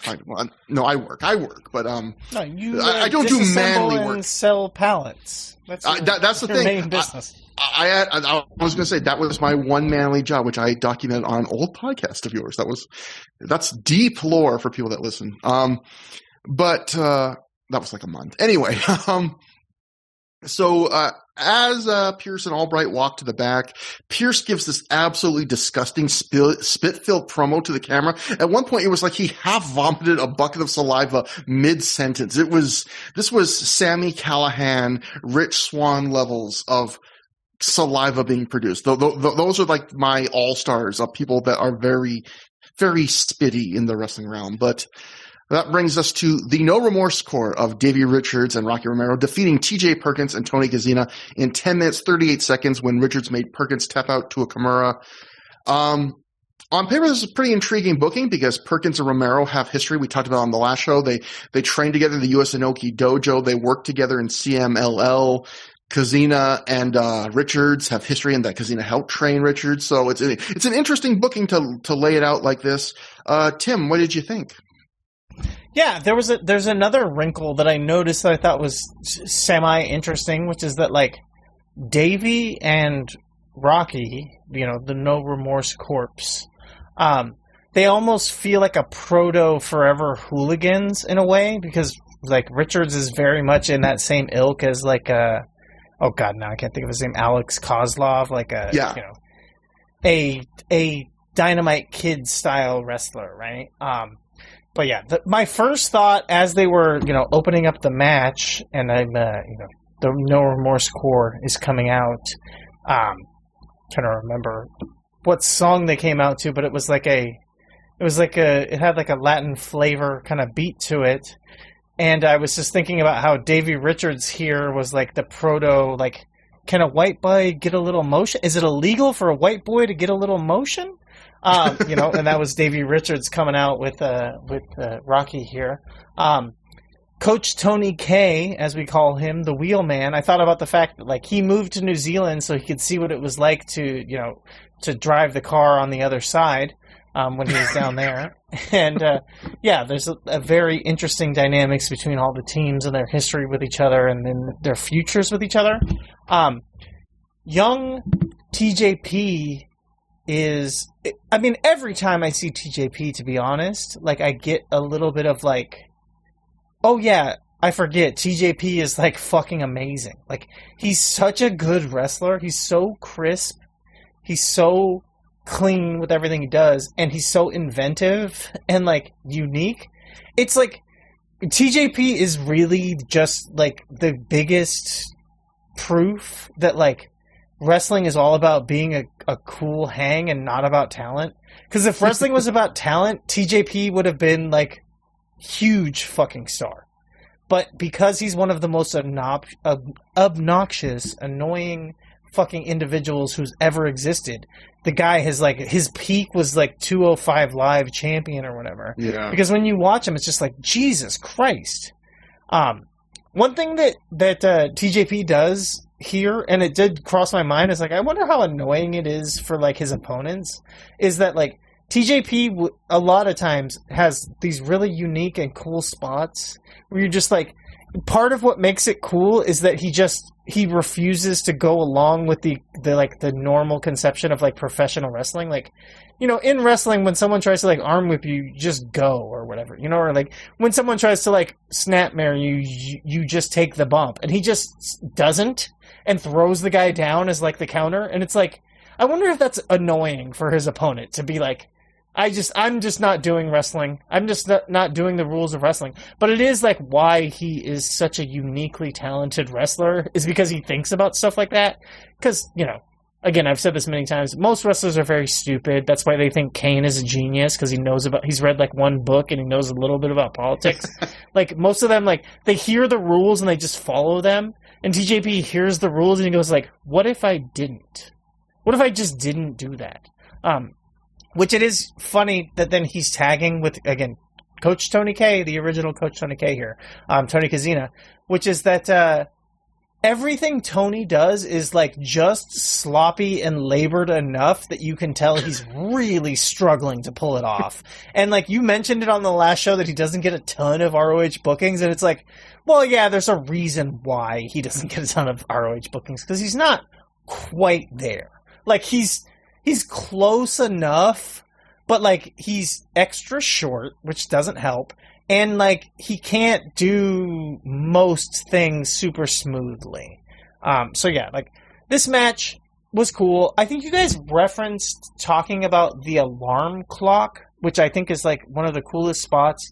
Davey Richards pops the guy up, and he just fucking gives him a big-ass gnarly kick, right, like, roundhouse kick to the chest. And I think you were just talking about it, like, in the pantheon of, like, or in the conversation, you know, with, like, the go to sleep, right? Or I don't even remember. There was something you guys were talking about. Well, it was. I feel like it was like an answer to the go to sleep, because the go to sleep knees you in the face to put you to sleep, and he does it to wake you up. Yeah, that blew my mind, because I was like, why do they call this the alarm clock? And Matt was like, well, Kent is his mentor, and you know, it's like a play on the go to sleep, and it was one of those things where you feel embarrassed the moment someone tells you like the right answer, because it's so obvious. Like Matt was like, oh, I was like, oh fuck, right, Matt, you're completely right. Like, how did I not see this? Yeah, and then it felt like the alarm clock should have been the finish, and then he like goes into like head scissor submission for the final or whatever. But yeah, like that was kind of my takeaway on the match. And then I have a little bit of some talking points when we go into the next match, but we'll get there when we get there.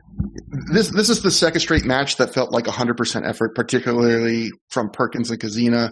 There's some honest to God intensity here. Well, it feels like I'll say it feels like everything from Kozina feels like 100% effort. Like I said, it feels like Kozina is giving 100% effort in a situation where he shouldn't even be there. Like he's barely keeping. He's giving 112%, and he's barely keeping up. There was some honest to God intensity in this match. It feels like Perkins in particular, he works this like he actually wants to win.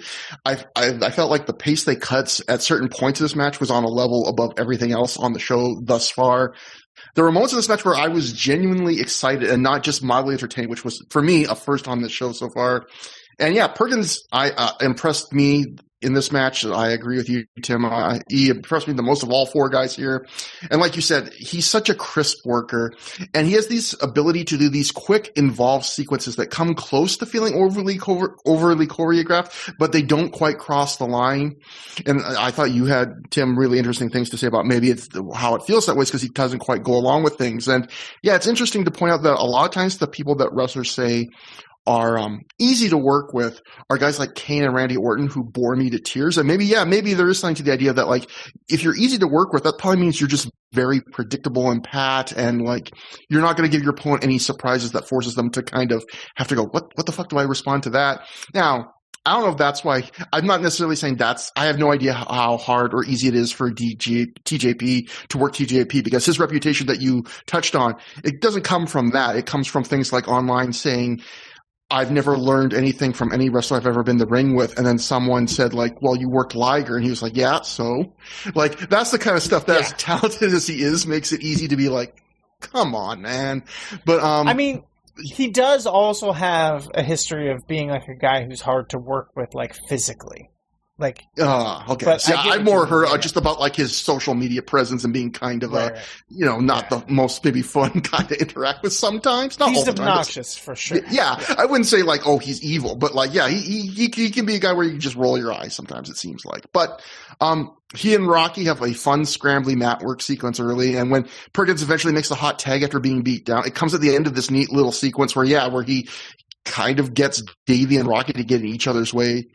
And yeah, I kind of agree with what you said about Kozina. It's funny because the commentary during this match talks about how Kozina is a junior, but he doesn't have the typical build of a junior, which is, I guess, their quote for saying, like, he's really short and he has some muscles, but he also has a little bit of a spare tire. Like, you can't say he's fat, but you can't say he's, like, shredded. He does have a weird body type, as many of us do. But he also, like you were saying, he doesn't quite wrestle like you'd expect, where he does junior spots. At times they look a little off, and at times he hits them. But even when he hits them, you go, he did that the way he intended, and it's not bad at all. It still doesn't quite look like the way anyone else would do it. He has just a different style of movement. But he also has the biggest spot of the show so far, I'd say, where Rocky is standing in the ring near the ropes. Cosina climbs to the top turnbuckle. He jumps off and in midair, lands on Romero's shoulders, and then in one fluid motion, ranas them both over the top rope to the floor. And it's a great spot that you can see fans of the crowd literally leap to their feet, because it's like, holy shit, we did not expect that. So I felt like this was just an outright good match. To me, this is I know, Matt, you felt that this was the Roddy Claudio one was good, but like, I would have liked to have seen these guys get a couple more minutes, because I've said this on the last show, and I'll say it again. Tim, you talked about TJP not getting the right opportunities. I do think if the geography was different and TJP had been a Northeast guy instead of a California guy, I do think at some point in the first 5 years of ROH that Gabe would have given him at least a try at being a regular guy. And it's sad that, maybe his career would have been a bit different if he had gotten like a full-fledged run in one of those prime eras where there's just an embarrassment of talent and there's so many eyes on the promotion, important eyes. But Matt, what'd you think? Yeah, I thought this was definitely the best match thus far on the show. Very entertaining, fun, exciting. Like you said, Perkins and Cosina seem really motivated. Obviously, Perkins is, very impressive and really good. And also the crowd agreed with me about what he looked like because they chanted, "You are emo" at him right away at the beginning of the match. Whoa. Because on the last episode, you said that he looked like Julian Casablanca. Well, I said he looked like a 2006 emo band, or also Julian Casablancas in the face. I said both. Okay. For the record, but well, we do have to shout out Julian Casablancas for finally taking Anthony Fantano to task. that guy deserves to be taken down a few pegs. Anyway. Is this the crossover that we needed? Us talking about the needle drop. Yes. But I don't think Fantano would come on the show. But hey, if he wants to, and Julian definitely would not. But I thought Cosina looked better than you maybe giving him a little credit for. Like that, there's that spot that you mentioned, Trevor, which I thought was one of the best spots of the match. But also, I thought that like the early sequence where he was like avoiding every bit of No Remorse core offense was pretty good, and I thought he did a really good hot tag as well. So I think Cosina held up his end too. Like I think the match was not high drama, but it was high action.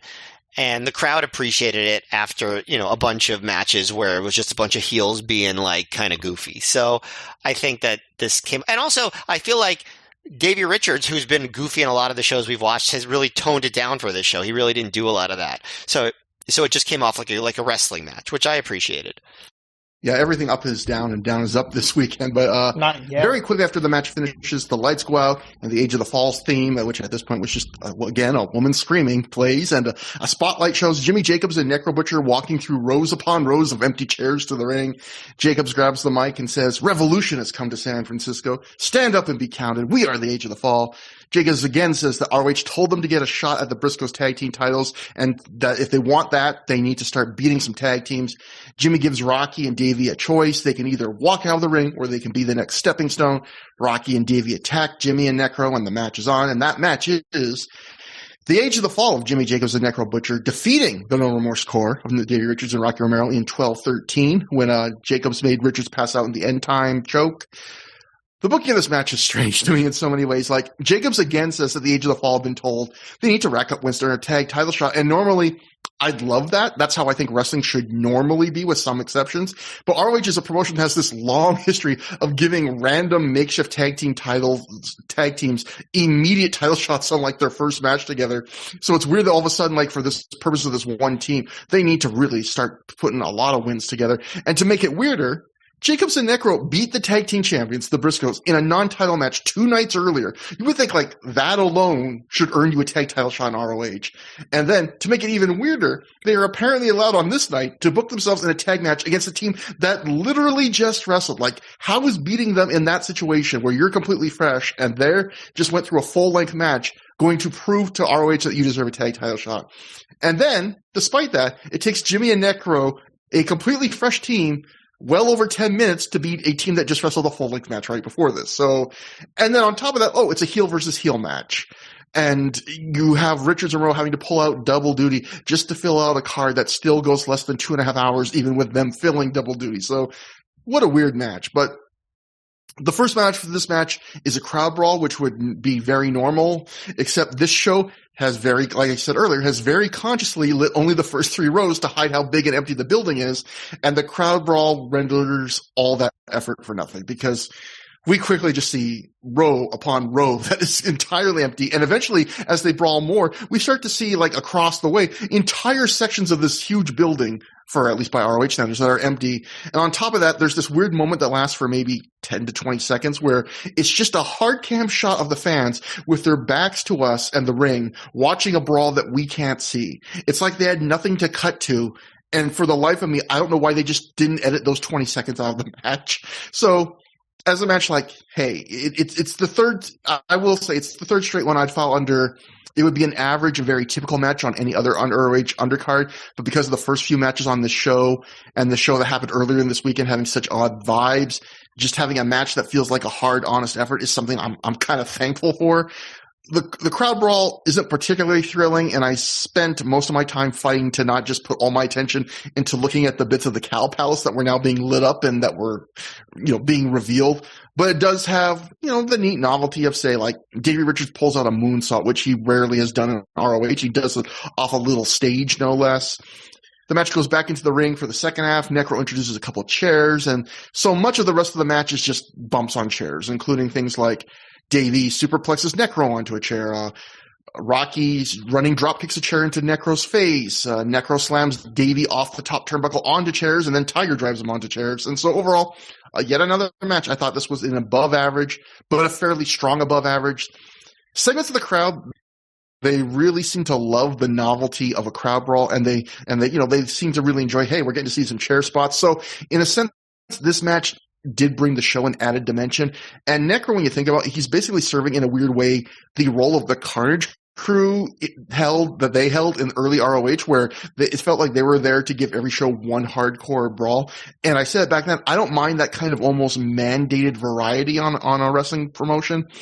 But I do have to say, though, it's only been a few matches, but when Necro and Jimmy team together, Jimmy's a near complete afterthought for me in these tags. He fades into the background so much, and he's the leader of the stable, but when you watch these matches, just the way they're worked and what Necro does, so much of your attention just goes to Necro, becomes the Necro show. But Matt, what'd you think?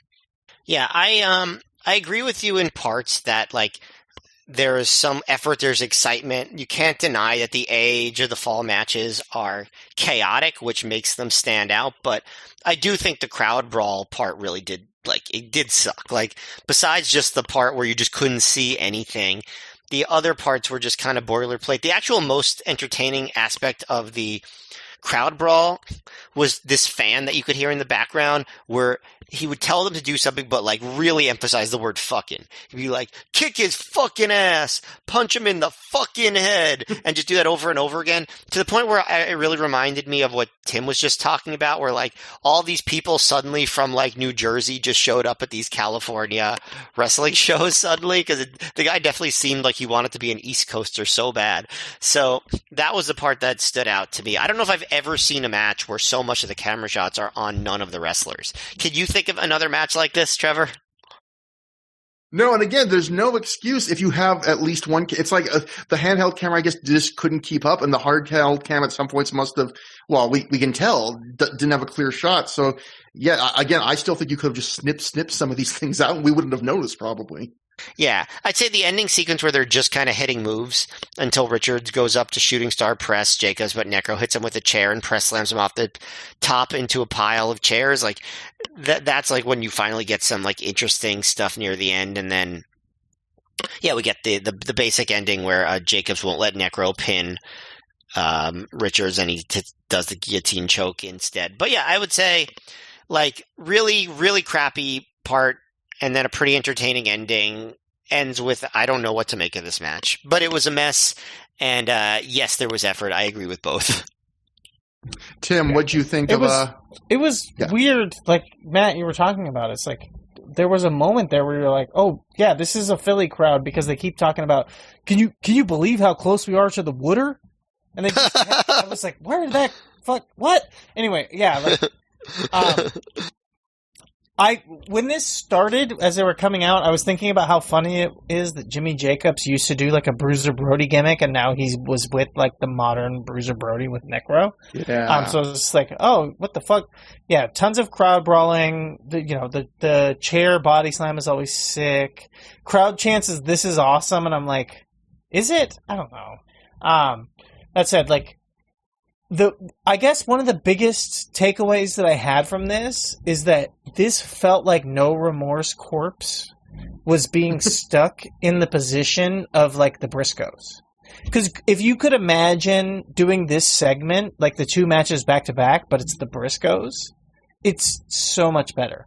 Because, like, having a team that can go from, they're going up against, like, the top technical guys with, Coach Tony K, like I said, who's, like, he's trained some of the top wrestlers. And then TJP, who's just, like, he's from the Inoki Dojo, and he's so good. Like, we're going in there, and we're going to wrestle against, like, some of the best technical, wrestlers who are hard-hitting, and they're going to give you, like, real Japanese-style, King's Road wrestling in America. And you got the Briscoes showing that they can do that. And then you go, oh yeah, follow that up. What do we have next? Wild crowd brawling with a fucking deathmatch guy, right? Like, that would be, it felt like Gabe was clearly trying to position No Remorse Corpse as like the new Briscoes. And I think you guys talked about it on the last episode, but the idea that like Davey was meant to be like, he's going to be a big star. We're going to bring him in and give him the title on his first night and this and that. Like, this feels like a similar, like, bump on that same road where it's like, we're going to give him, like, Davey Richards is going to be Jay Briscoe. And he's not. And I think that's like, I think, again, like I was listening to the recent episode, you're talking so much about how Gabe was so trepidatious to trust a new wrestler. But Davey was like the new wrestler that he really trusted. And he trusted him to be like, Bryan Danielson and Jay Briscoe all wrapped into one. And it was like, why is this the one guy that you trust to be able to be the greatest wrestler of all time? And you like try to give him these spots that he absolutely does not live up to. And he's not bad.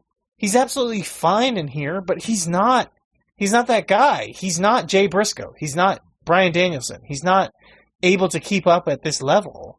And like, it really felt like that.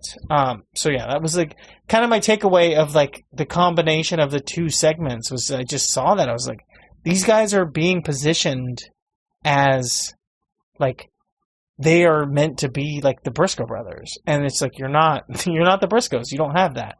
And then the final big takeaway was Jimmy Jacobs locking in that guillotine, and Davey bumps for the guillotine as if it's a DDT, because Davey Richards, for every negative thing I said about him, he is a man who will do anything that he can within his power to get brain damage. So if he's going to guillotine choke, he's going to spike himself like it's a DDT.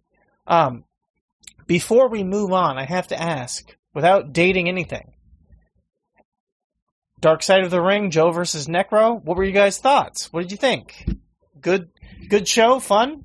We have Necro here, so I was just like, I haven't watched it yet. Okay. I watched it. I watched it. I thought it was good. It's a topic that I find more interesting, and like I'd love to see them do more indie related stuff. It was a little bit more of like a like kind of a hagiography of the match. It wasn't like diving into like truly like the dark aspects of it in the ways that maybe some of those early seasons really dove into that stuff. And there was, a lot more joy to it because it was just sort of like a bunch of people saying the match was really cool. You got into some of Necro's health issues, but I don't know how deep they really went on the, anything like related to like ethical issues around it or any changes to Necro Butcher as a person after. But like, it was entertaining as a fan of the match and as a fan of watching those guys wrestle. So that's what I would say. What did you think? I enjoyed it quite a bit. I agree that like it didn't make sense. Sight unseen gut reaction was like, this doesn't make sense as like an episode of Dark Side of the Ring, right? Yeah. That said, like it was fun and it was unique and it was interesting.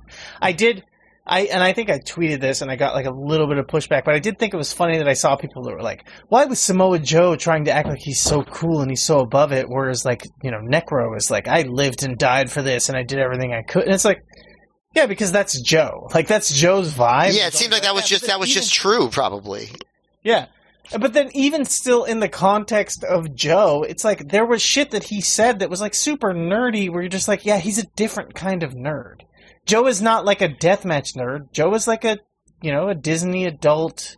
Like, he was talking about the Samoa Joe character as if it was like Thanos, right? He's like, and I bring destruction. I'm Galactus and I eat your planets and you can't stop me. And it's like, yeah, like that's the kind of nerd that Joe is. Joe is not the same kind of nerd. And I think that like the unfortunate thing is that a lot of people who watch like Dark Side of the Ring are like, they're the same kind of nerd. So they swim in that water. It's like asking a fish what water is. They don't understand that Joe is like that kind of nerd because they don't even realize that they are that kind of nerd. Yeah, I would say, as someone that hasn't seen it yet, but as like seen the reaction, seen that like, yeah, the major takeaway that people seem to be having online more than anything else is Joe acting like, oh, this was just another day for me. Where for Necro, it's the most, biggest day of his career or most known thing. It's like, well, both things can be true because I think people forget too about Joe. I mean, that is part of Joe, the way Joe acts sometimes, but also like Necro Joe happened during a 2-year period where Joe had the CM Punk feud, including like the 60-minute match that became the first match to get 5 stars in the U.S. from Meltzer for 7 years. He had the Kobashi match, which is hugely remembered, and he had like the first TNA 3-way with him and AJ and Daniel. So it's like, this was like just one more thing for him, in a sense. It was it was him leaving Ring of Honor like a little later.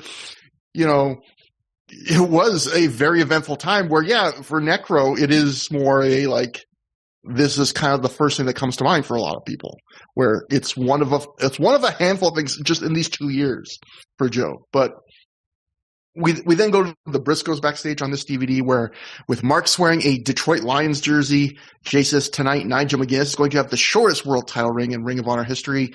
Jay says he's had his shot at the title before and failed a couple of times, but tonight is going to be different. He needs the belt.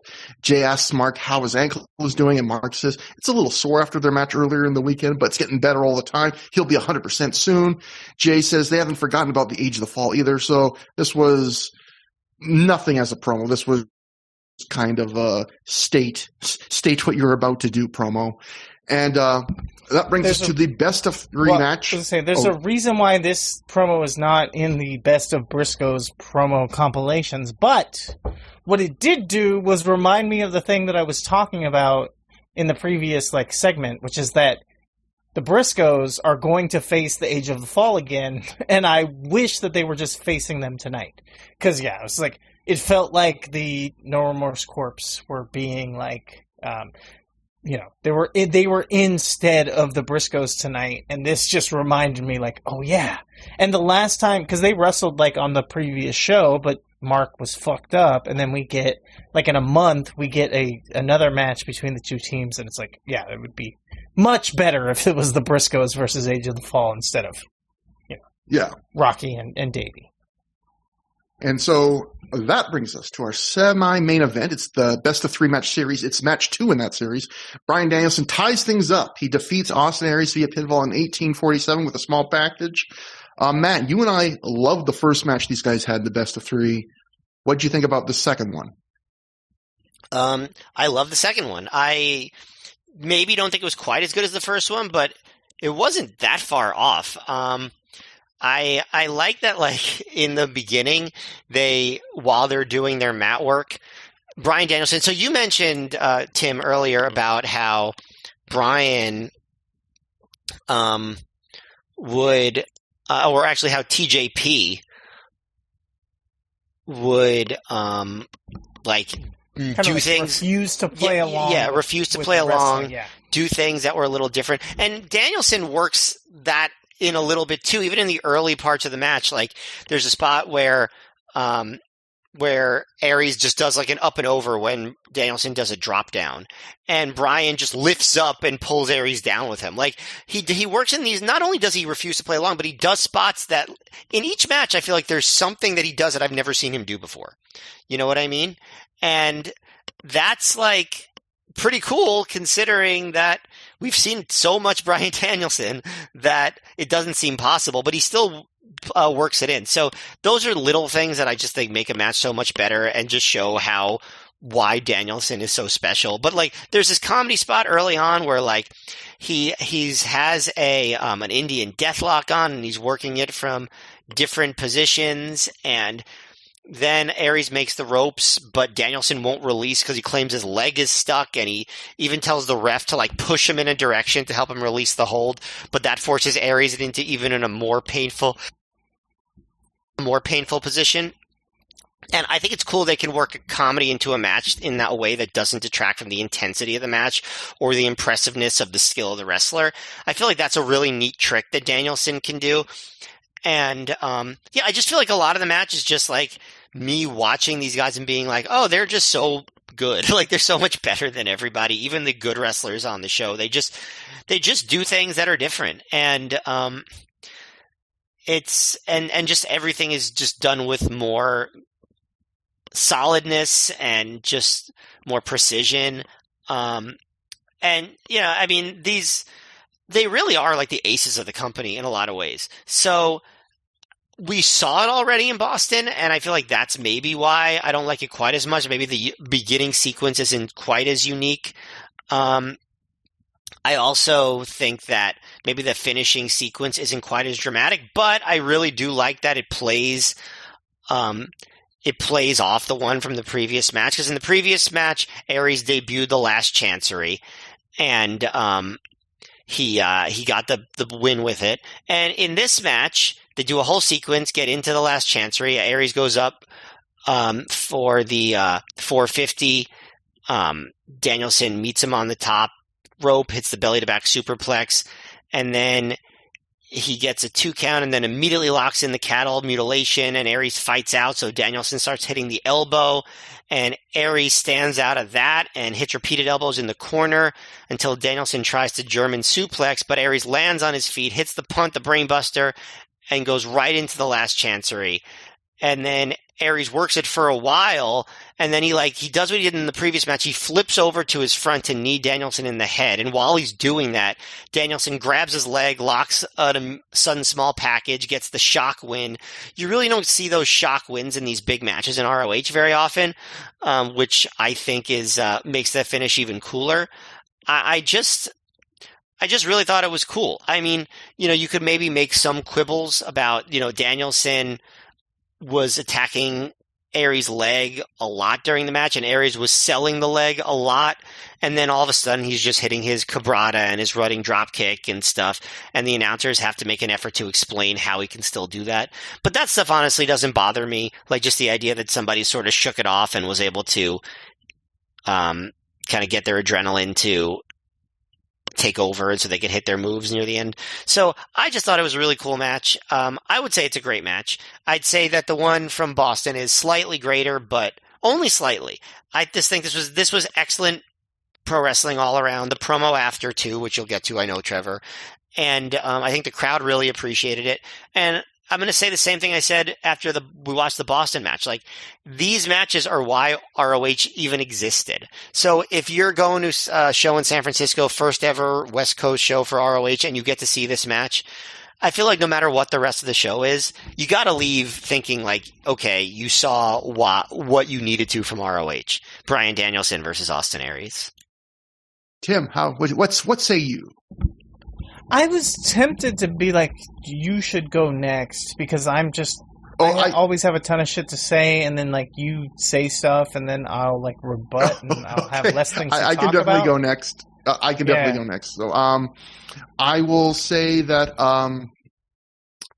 I love the last match these two guys had. I like this a bit less than you, Matt, but I still enjoyed this a fair bit. I thought this was a step down. The previous match, it had this great vibe. It had all these neat little touches and details. And this match is similar in style. It's again mostly mat based, but I'd say the story is a little less focused and there are fewer of those neat small little details. There are still some there. I like the stuff you were talking about. I like how they find those moments to change spots that you see all the time where Danielson goes for a drop toe hold and Aries actually fights it before he falls to the mat. And when Bryan does a drop down, reaching up and grabbing Aries' foot as he leaps over him to take him down. Even late in the match when Aries goes for his running dropkick in the corner and Bryan hits him with a big boot in midair. That's a move I'm not used to seeing Bryan Danielson hit, and that's not a counter I'm used to seeing for that running dropkick. So it's not that this match doesn't have those neat little twists. It's that I'm greedy. I want even more of them. I'm a spoiled brat at this point. But the crowd is very excited to see these two live, though. They give this a "This is wrestling" chant early on during basic mat work, and that's a chant I often find annoying. But on this night, I appreciated their appreciation. But most of this match, like the last one, is on the mat with each guy working over the other guy's leg, and I thought commentary they spotlighted it in a bad way, where when Aries is working over Bryan's leg, Prazak goes out of his way to almost say, it doesn't make sense. Like, Bryan doesn't do moves that require pushing off his legs, like Aries 450 or running dropkick. But which does ignore the fact that by this point in Bryan's career, he was starting to throw more kicks. He was starting to do more leg-based offense. But when Bryan works over Aries' leg and Aries starts making his comeback and starts doing all his usual offense that involves running and jumping, commentary starts talking about how Aries is pushing through the pain, which to me just made me focus more on Aries selling, which isn't there in this match. Like, you watch him when he makes his comeback, he's just doing his moves, which, there's an argument that that's okay. But when the commentary is saying, oh, he's pushing through the pain, never once do you look at his face or the way he's moving and go, oh, he's fighting through something. When he's on offense, he's back there doing his stuff, none the worse for wear.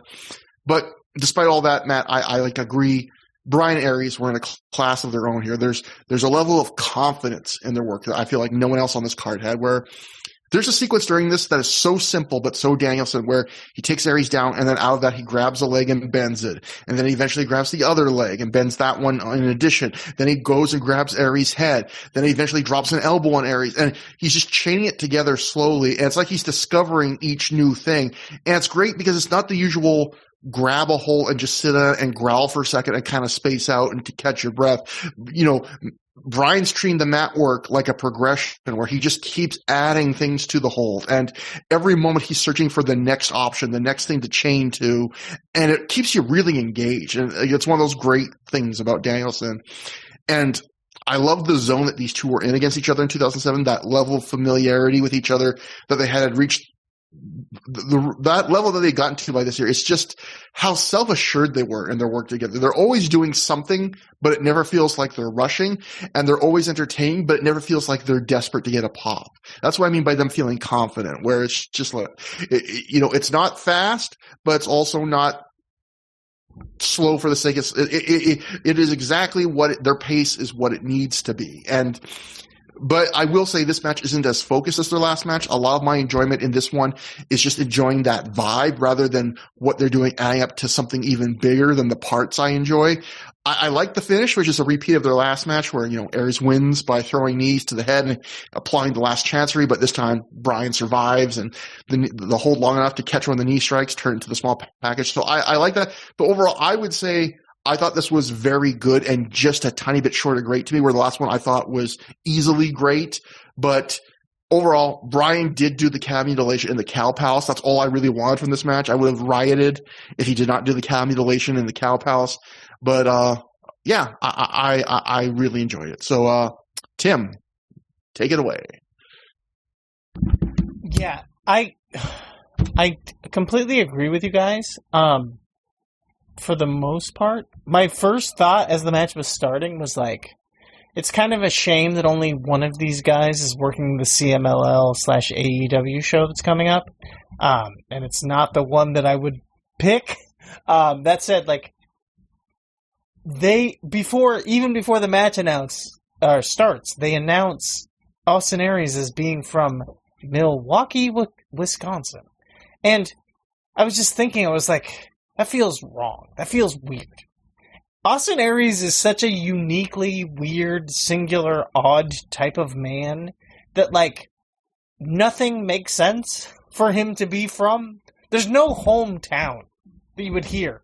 Yeah, did you know Austin Aries is from, wherever, whatever city, Milwaukee as one, Pittsburgh, but even Los Angeles, you'd be like, nah, that doesn't make sense.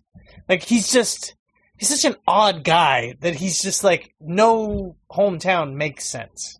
That said, like, I love this match as a best of 3 series to be the Ace of Beyond. I think that's pretty cool that they were doing that back here in 2007 in ROH. Early on, Danielson goes for a drop toe hold, and there's like this really cool bit where like Austin Aries doesn't go straight down and he has to struggle and work, and the commentary even talks about it, how it's like it's a lot of effort for this drop toe hold to work. And like it's so cool. It's such a great spot. I love it. In the moment I'm like, God, I'm so obsessed with how cool this is. But when you think about it in the context of pro wrestling, like you were talking about referencing a thing I said. That's how I like put myself over, right? I'm like, yeah, that thing that you were talking about earlier that was like referencing me and how smart I am. Yeah, that was pretty cool. Like the idea that in context, Bryan Danielson, the greatest wrestler in the world, is like hitting a drop toe hold, and it's like it takes effort for him to put the guy down. But on this show, most of the other motherfuckers just go down the second anyone even touches them, right? So it's just like, in this context of this match, it's super sick, but in the context of wrestling, it's just wish more people were that, like, invested in making this shit cool. So it's just like, God damn it. Like, I hate it. It's creating this cognitive dissonance. The struggle and the fight between them is, like, amazing, like, throughout the match. Like, everything they do looks good. But it's also like I have to like reposition myself, because in my mind I'm just like, Bryan Danielson is the GOAT, and he is the GOAT even here. He's so good, but the crowd is like cheering for Aries just as much. They're doing like a "Let's go Bryan, let's go Aries" kind of dueling chant. And it's like, yeah, at this time, like it was still up for grabs. It was still believable that Austin Aries was at the level of Danielson, and it's like, he's just kind of not, like, in the, as this history, arcs forward or whatever. So yeah, but the struggle here is great. The leg stuck thing that Matt referenced earlier, I thought was phenomenal, because it's like, yeah, it's such a thing that, like, wrestlers will do that. They'll be like, oh, my leg is stuck, like, unhook us, right? And they'll just kind of do it or whatever. But Danielson made it such a big part of this match, like, such a memorable thing that happens in this match. And like, I really enjoyed how much Austin Aries was getting run ragged on the mat in the opening part, but like there felt like a clear delineation between the matches, between the match itself, whereas like part 1, Danielson mat work killing Aries. Part 2, Danielson takes a bump to the floor, and now we turn it up and we start going high octane, and then Austin Aries is in control. And there's a lot more, like, again, high impact, fast pace, even so much so that they do it. And this is why, like, again, these guys are so good, because you could almost look at that like, God, you just like, it's a tale of two matches. There's no connective tissue. That's boring. That sucks. Like, oh, one guy is a grappler, the other guy is a little bit more of a high flyer, and we just go back and forth. No, but they reference it in the second part. Like, Aries goes for the same kind of low drop kick that he was looking for earlier when Danielson was more composed, and he gets it here. And I just, like, that kind of, like, quick, like, bring me back into, like, reference the past, it's not two separate things, it's one thing. I really appreciated that. And I was going to reference, like, he grabs him with the last chancery, but they don't call it the last chancery. And then Mr. Small Package strikes in a moment. And then the post-match promo where he talks about that. Like, you can get me with that hold once, but you're not going to get me twice. But it does feel a little bit like, that's really fast. This is like Ospreay-esque. This is like Timothy Thought on QNTR, where I talk about how, well, Ospreay has had like 1,000 killer finishes because he basically like has a finish, lets everyone kick out of it, develops a new finish. Now that's my killer finish. Okay, let's go a couple of months. Now everyone kicks out of that. Okay, now that my finish is dead, I have to develop a new finish. And this is like the second time you're going for your killer hold, the Last Chancery, you're automatically showing that like Danielson has a response to it. Yeah, that's kind of annoying, but it's Danielson, right? So there is like the argument that like Bryan Danielson is so amazing that like he's able to counter it because he's seen it before, but nobody else is going to be able to. So, yeah, I can accept that because it's Danielson, but like in other contexts, is like I said, it's a little Ospreyan, as we will say. I just coined that term. Everyone, thank you. Use that moving forward. Yeah, and so that brings us to we cut to Danielson backstage immediately afterwards, who starts off his promo by saying, Jesus Christ. Danielson said Aries has a hell of a submission, and he's been stretching his neck out for the last 5 minutes, and it still hurts. But he'll be damned if he's going to be caught in the same submission move twice in a row. Bryan says they have one more match to see who is the ace of this company and who gets an ROH championship match, at which point Aries walks into frame and interrupts him. Aries says they're at 1-1, and Bryan did do his homework, and maybe I need to brush up on some homework myself, because I'm not well versed in small packages, and you clearly, Bryan, know a lot about them. And I love at that moment, Bryan just gives a very earnest, that's right, to that. Aries says he's never been in the ring with someone who has pushed him to the limit like Bryan has, but his time is now. And that brings us to the main event, the ROH World title match. Nigel McGuinness makes his first defense of the title, and he successfully defends the title when he defeats Jay Briscoe via submission in 18 minutes, 52 seconds, when he made him tap out to the still unnamed, at least by ROH commentators, London Dungeon Tim. What'd you think?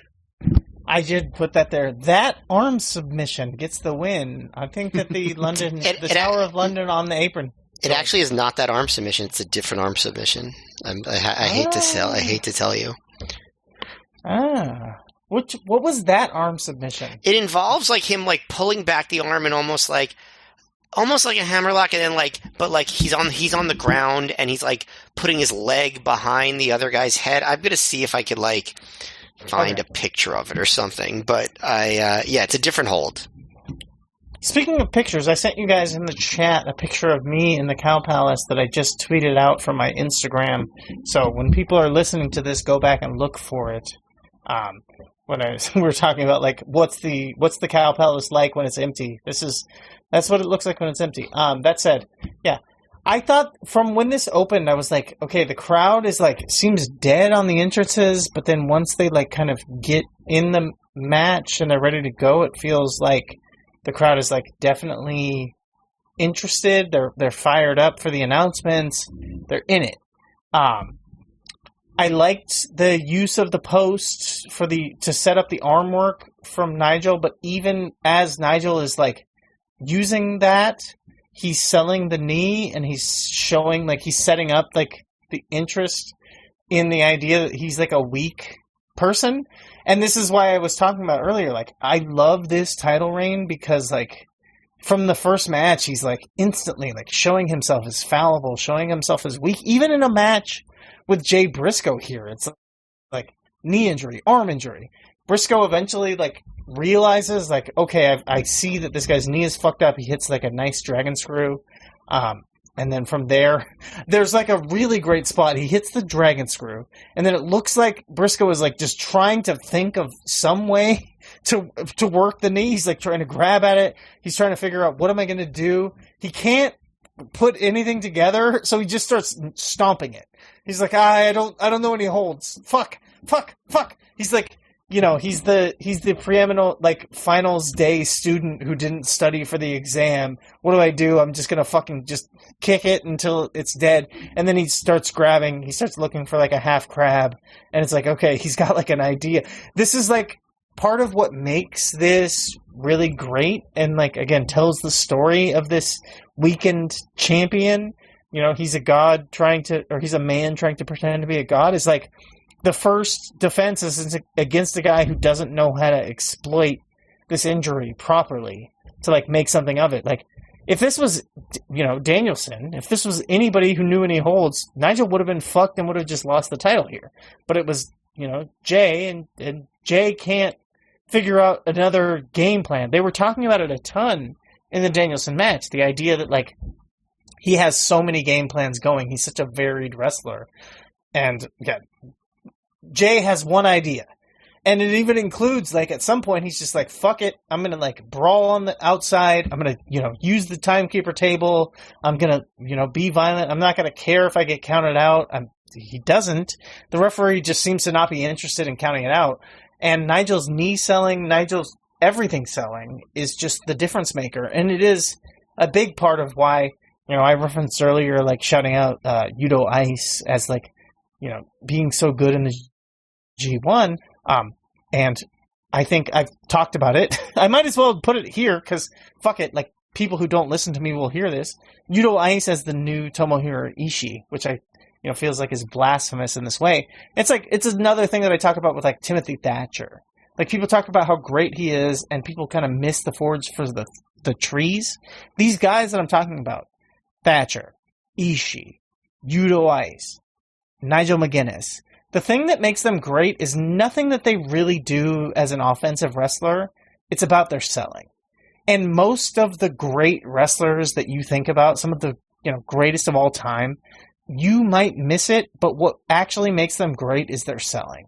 And you think of them as like tough badasses, but what you actually care about is their selling. And Nigel's ROH title run and starting here in this first defense is all about Nigel being one of the best sellers in the history of wrestling. That's why I think this is one of the greatest title reigns. That's why I think this is like my number one most favoritist title reign in all of wrestling. Like, shout out again, VP, podcast network, Porik. He does a podcast. It's called Worn Out Tapes. I sent him a message. I said, if you ever want to do a Worn Out Tapes about Nigel versus Kenta, because it's such a masterclass of Nigel selling as this, like, beat up. It's like one of the few wrestling matches that I've watched, like, multiple times. Because Nigel, again, why I think Nigel is one of the greatest champions of all time, Nigel's selling is just beyond reproach. And this is, like, the first match that kind of sets this up. It's crazy, again, to think about it. Because in context, I was like, yeah, he had to have had, like, a bit of a build-up before. No, like, his first defense, he's already like, the wheels are falling off. I'm barely keeping this together. And it's amazing that he then goes for nearly a full year as this. And people can argue about, like, was it bad and this and that, and did he actually, like, have these injuries that he shouldn't have worked on and all.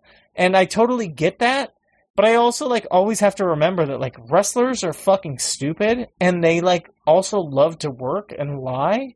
So it's, like, I always have to remember, like, wrestlers will say, like, every bump is like being in a 30-mile-an-hour car crash. And it's like, you're full of shit, dude. Like, not every bump is that bad. You're just, I get it, you're working, and it's cool to say. So, like, yeah, this, like, I don't try to judge this shit based on, like, real world negative impacts. What I judge it on is, like, how cool was it? And to be honest, this Nigel reign is super fucking cool. Matt, what did you think? That's some big praise. What did you think? Actually, Trevor, can I go last this time? Of course, everyone wants to go. No, that's no problem at all. So, as with the other ROH show this weekend, yeah, I feel like something that it's important to note is that Nigel was coming into this match with a freshly torn bicep, and maybe because of that, he tells a very similar story to what he did earlier in the weekend against Danielson. He spends a lot of this match getting his leg worked over, as Tim talked about. But how they get to the knee work in this match, I thought was really interesting, where Nigel isn't selling his leg going into the match, so he's not carrying the injury into this match from the prior match. But at one point, he's in a corner, and Jay's charging towards him, and Nigel raises his knee to counter him. And immediately after his knee hits Jay, he's selling his knee, but in a very natural way. He's not being theatrical, but he's shaking it out between some moves for the next minute or so, and then he just stops selling it. And it's so natural, in fact, that I'm still not 100% convinced that he did actually ding up his knee in that moment, because it's only sometime later in the match where Jay goes on offense and he starts attacking Nigel's leg, and then it becomes obvious, okay, this is a wrestling story. But and I like how they handled it because, yeah, I know Jay sometimes can, submission and grappling isn't Jay's strong suit, but it fits Jay's character. I feel like the way he handled attacking Nigel's leg, where he really kind of brawls on Nigel's leg. He's punching it and stomping it. The thing where he sets him up against the guardrail and then kicks the table into the knee. Again, it speaks exactly to that. Like, that's an insane spot. To think that, like, it came up with it in the moment, which is still possible. He's not like, oh, I'm going to... I mean, he does put in some submissions on the leg, but he's not just like, oh, I'm going to use the grappling arts to work on this new discovered weakness. It's like, oh, your leg's hurt, I'm going to fucking beat the shit out of it. And I like how they handle that, because otherwise, in this match, if they hadn't handled the leg injury the way they did, Jay wrestling a guy who has mostly lariat-based offense, who came into this match wearing an obvious brace or bandage on one of his arms, and deciding, oh, I'm going to work his leg instead, that would seem fucking crazy. But because the injury to Nigel's leg comes up so organically so early in the match, it makes sense of why Jay would be like, oh, shit, something just went wrong for this guy. I better focus on it, even if it's not like his biggest offense. And I also like not near the end, but like during the match, at one point, Jay pulls down Nigel's knee pad, and it reveals this big bandage on his knee. And during the match, the knee pad starts coming undone. And I like that because then it added this really nice visual when Nigel's selling of, oh, he's got this like dangly ass, getting all unfurled bandage on his leg that he's selling. So it just gives you more of a visual touch point to like, oh yeah, his leg. And, yeah, I thought Nigel's selling was good here, and I thought commentary, I criticized in the last match, I thought they did a real nice job in this match talking about how so much of Nigel's offense is based on him getting running starts before he hits moves and getting momentum, and then pointing out how when Nigel gets countered at certain points of this match, they mention like, oh, well, maybe it's because he's slow, because he's limping from all these moves to his leg, and I thought they did a good job of making the story, like really adding to it here. And it's a story this match has that is entertaining, while also allowing Nigel and Jay to maybe not have to go quite 8,000 miles an hour and empty the tank.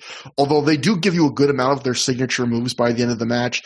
Nigel hits a Tower of London on the apron late, although really it's a Tower of London on the second rope because that's all Jay hits. And it's funny, like when Jay comes down and he starts to touch the second rope, he just grabs and wraps himself around it like for dear life. Like I'm not going to the mat on this. I'll hold on to this rope now that I'm hitting it. And the end where Nigel puts Jay in the London dungeon gets a few disappointed sighs and boos from the crowd if you listen closely. And I expect that because you're trying to establish a new submission finisher, and this match was humming along in a high gear, and they hadn't really built the match to make you think it was going to end in an arm submission. But overall, you got to establish the submission. So even if the crowd didn't love the finish, I thought this match was very good. These two probably have a quote unquote bigger match in them with more near falls, but I thought they worked the leg story in this match well enough that I wasn't disappointed that we didn't get that match. I've complained sometimes during the matches on this West Coast double shot and going, oh, I felt like they held back a little bit.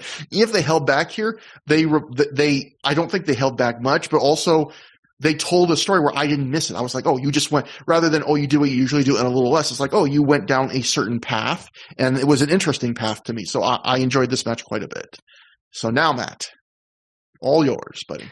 Well, I wanted to respond to what Tim was talking about with Nigel's title reign and, whether or not he was working. And yeah, so Nigel was beat up enough, or was believed to be beat up enough, that all of the selling he was done, especially at the beginning when he was shaking off his arm, and then after he lifted his knee into Jay's arm, was shaking off his leg, all was like questionable of whether it was selling or not, which I think adds to the match.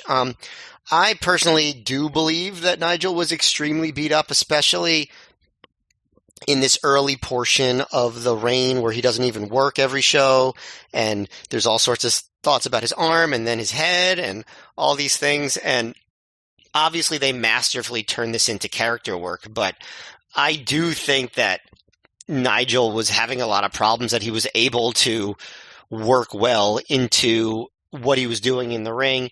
And yeah, for certain matches, it seems problematic. I feel like in this one, it's one thing to say this guy shouldn't be working with this neck injury or this guy shouldn't be working with this head injury. If someone's working through a leg injury or an arm injury, it's like, okay, maybe they shouldn't be, but it's not like, oh my God, this is abuse of a performer, or like horrible exploitation. So I could still get into it. And I agree with what you said, that spot where Jay goes out of the ring and sandwiches Nigel's leg between the guardrail and the table was very novel. And again, I just love it when I see wrestlers do something new and do something different. So I appreciated that. I appreciated the way that Jay was working on the leg in a way that you don't typically see from limb work matches.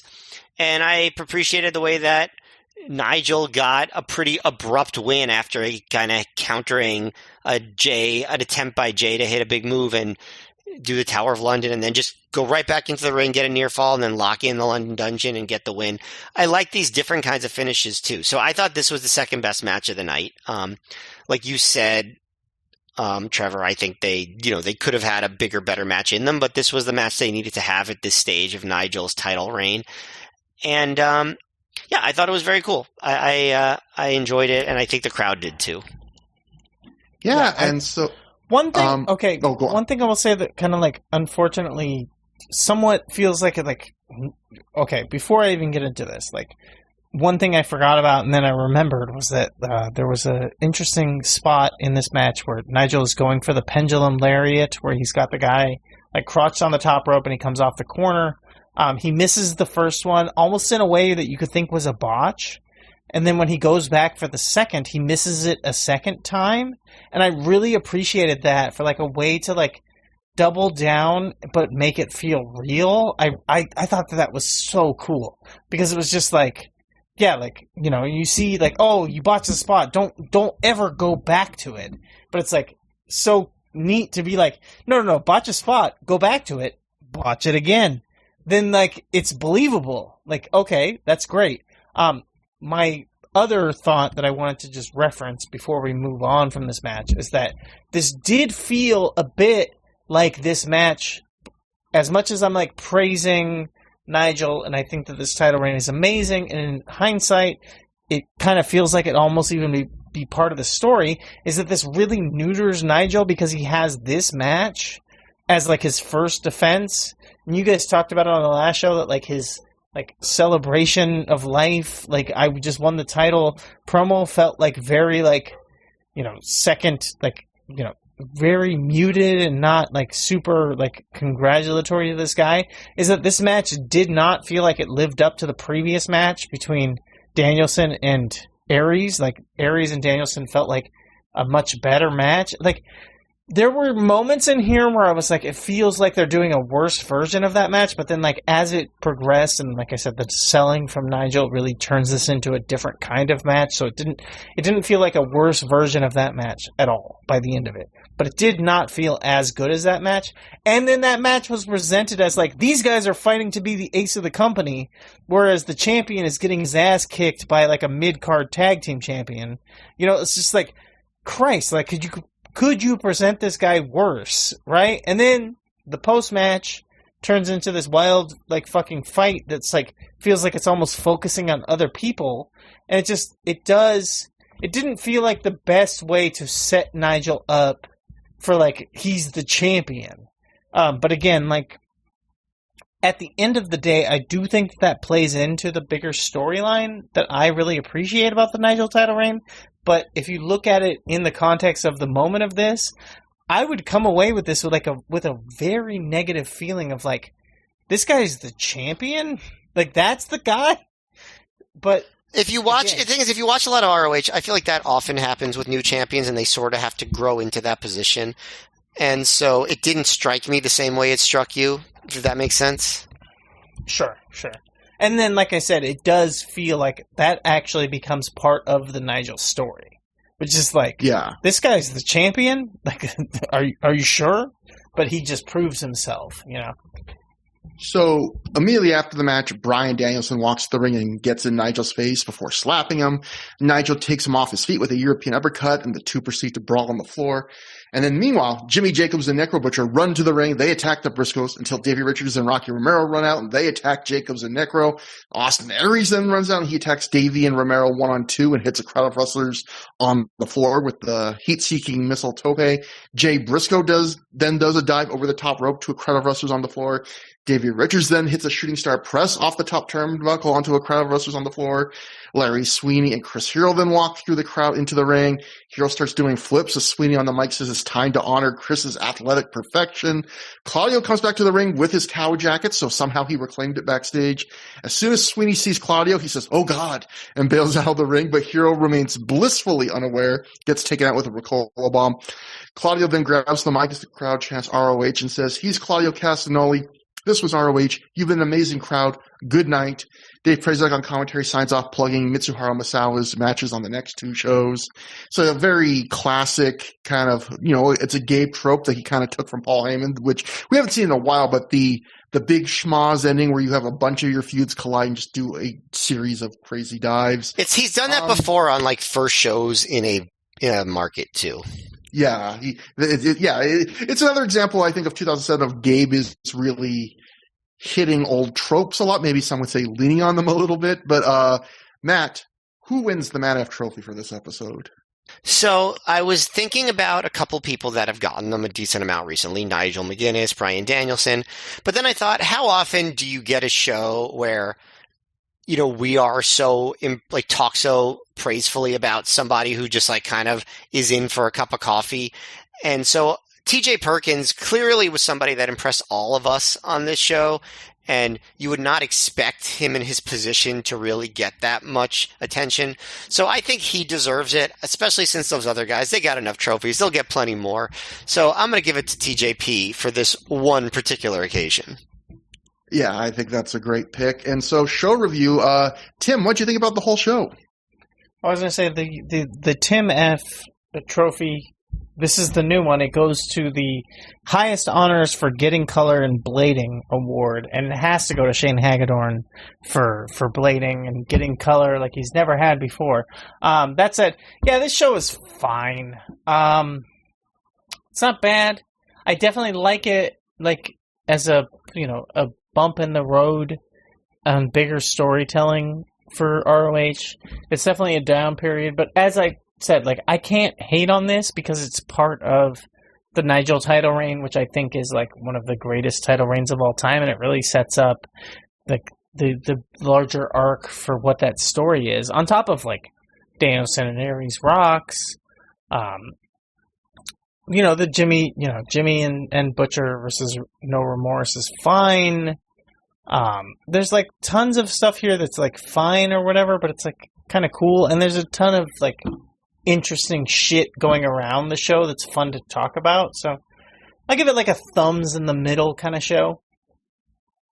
Yeah, for me, after the first three matches in, I was like, ooh, this feels off. Nothing was bad, but this feels really flat. And was this going to be a complete mail-in show? And I find it tickles me that the first four matches on the show, that's Dave Meltzer's first ROH live experience. And I felt like those first three matches are kind of a pretty big letdown as a whole, just if you have a certain standard for ROH in your mind. Although, again, I thought they were all acceptable on their own. But I think after that, the effort level went up. I maybe didn't like the final two matches quite as much as maybe it sounds like. I probably didn't like the main event quite as much as Tim. I didn't like the semi-main quite as much as Matt, but I was close. I don't think I'm a world away on both. I enjoyed those quite a bit. And really everything in the second half of the show I thought was decently enjoyable to really, really, really enjoyable. Not too many reallys there, but I thought the crowd even was decent, was pretty good for people that it was a small amount of people, and you could tell that. But for a crowd of people that had probably been through not a great weekend, some of them, if they attended the whole convention, I thought they were very lively for the people that were there. And yeah, a very weird feeling weekend. a really weird weekend in general for ROH. Not a success for them from a financial things, and not a grand success from a creative thing. But as you and I, Matt, we talk about this frequently on the show. ROH in like 05 to 07, floor is very high, and even with all that going wrong, a lot of reasons to kind of mail things in, still a perfectly watchable show with a couple nice bright spots there, I would say. Yeah, I think I'm the high man vote on this show, but that doesn't mean that I thought it was phenomenal or anything. I think this was a solid B show. I think the last two matches were good. I thought that the semi-main was legitimately great. There was some solid stuff on the undercard. And I just remember those 2006 doldrums at the same time of year. And so this is just worlds more enjoyable than that. So I legitimately thought this was a solidly enjoyable B show. Like, it was clearly one of the less significant shows, but for the fans that came to see it in San Francisco, I feel like they were given a fair example of what ROH is. And so I don't think too many, considering the shit show that was that weekend, could complain too much about what ROH presented. And I think that's a really good point, because I do think if I measured the show through the prism of how does it compare to ROHB shows, I completely agree. It's like a solid B show. I guess if you measure it through the objective of, they're in the Cow Palace and this is an A show, this is supposed to be, it's the second night of the weekend. It's a B show in an A show slot, but it's a perfectly decent B show by the end of the night. So that brings us to plugs for us. It's going to be ThROH@gmail.com, THROH for through, at Trevor Dame on Twitter, at Mayor MGF on Twitter for Matt, or on Blue Sky under similar names. Tim, this is your chance to plug anything you want to plug that we haven't gotten to. I did like a tricky thing where I plugged most of my shit at the beginning intentionally. Okay. When I talked about like the T1 and all this and that. So check that out. Check out Patron Saints of Six Son of a Bitches. It's a cool podcast where basically two of the best wrestling minds out there, talk about like a random wrestler and give you the case why they are the greatest wrestler of all time. I submitted that they should talk about Scott Lost because I think that he's phenomenal. He's a frequent opponent of Human Tornado, as we talked about earlier. So check that out. You referenced Heat Death of the Universe. That podcast will come back at some point. Q&TR might come back someday. We'll see. Otherwise, that's it. I tweeted out a screen capture of a Instagram picture of me in the Cow Palace. I sent it to you guys in the chat. Check that out. See what the Cow Palace looks like when it's empty, as it was on this night. So, that'll be us for the show. Next time on the show, Matt and I will be covering Glory by Honor 6, Night 1, which is the first of the two shows Mitsuharu Misawa did in ROH. Will be back in the good old East Coast, man. Thank God. Normally I'm a West Coast is the best coast kind of guy, but in Ring of Honor, going to be back to be in the East. And so until next time, have a good time. Have a great time.